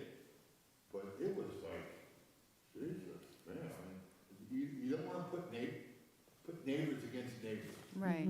That's bad for this board, and it's bad for the town. I think we have to really be serious and require these streetscapes to be accurate and well done. I think his page 7, I like that he had all the heights. That was very helpful, but the scale wasn't exactly accurate. And I think we need to force them to give us accurate streetscape views. It's really vital for us, because otherwise, in the field, we end up with something that Are is you out of suggesting scale. that be something we add to our application? It is, it's on the application. it's not But they clear seem enough. to struggle with it, some of Yeah. them. I think it's a really hard thing to do on a regular basis. It would be hard to make that a requirement, like in every single case, because it requires a lot of field work and a little bit of expertise to get that right. So I don't think he was trying to submit that in Right. terms of like, this Well, is I mean, it's perfectly a scaled. jump from the kind of picture, when we were talking about streetscape and the things you have to file, they usually included views of a few pictures, right? And you're suggesting something. Well, and that's normally, I think what Chris's point is. No, that's it's normally- on the that's usually what we do. application. Yeah, but that's normally sufficient. Yeah. It's when we're talking about height and mass issues of a brand-new home, new construction, that sort of thing, where we might need a little more detail. Catherine's done that before. Yeah, well, they've all done it before, and some of them have really done a great job. Yeah. And some have just done an adequate job. I think he did the best he could, and that page was really helpful for all of us. Really helpful. Yeah, so, December, I couldn't even follow where those addresses were, so I finally had to say, okay, who is next door to this property? You certainly heard. The application should be deemed incomplete if we're not satisfied with the streetscape pages that we. okay, so that leads me to believe that one of the other chores or tasks of the review committee would be to look at all applications before they come before this commission to determine whether or not there's something else we need in order to properly evaluate them. That's a great idea. I think that's really an important thing to do. I think you should. Okay, so Lauren, I'd like to suggest that that be something that the Tuesday morning committee does. We look at all applications, even the ones that go before the full commission, to deem It helps. their completeness and whether or not there's something that we'll need in order to properly assess them, okay? I think too, that one of the things that happens tonight that hasn't happened even when we get disagreement, usually when we disagree, it's about some technical aspect of the project. Yeah. I think of the John Ware House up in Washington, and whether it's obtrusive or it's not obtrusive, and whether the other side of the house was, historic or not. This one, I think, is a little different in that, like Janice has a perspective on that street. I don't have. I don't have. I mean, to me, it's an eclectic bunch of houses. Nothing's gonna fit, nothing's gonna be exactly a streetscape match. I looked at it as, is there anything in our standards really being violated by this house? And I accept the fact that some people may not like it. I mean, that's gonna happen. But I just tuned that out. I mean, honestly, I tuned that totally out and just looked at it from the standard standpoint. And I came away with the impression that it is not a particularly obtrusive building. You came away with the feeling that it was, and that's two different people. But we That- were that- almost. That's why there are 7 votes. Yeah. I saw it as you did. I saw it as you did. So, guys, this is what democracy is supposed to be, in my view. This is what's supposed to happen. So congratulations to all of us for hanging in there, and we did offer the applicants the option to reconsider, take a break, take a breath, and maybe come back to us, and they refused to do that, and the outcome was therefore not in their favor. Not because of that, but any comments from our solicitor about They wanted this? to take a chance. That was the comment. No, I think the decision is entirely defensible. That's my comment. Calling it general counsel. No, he told me to call him general counsel. Do you really want I'd like to make a motion to adjourn. I'll second it. All right, guys, I think a motion to adjourn, please. So moved. Seconded, so adjourned at 9:37.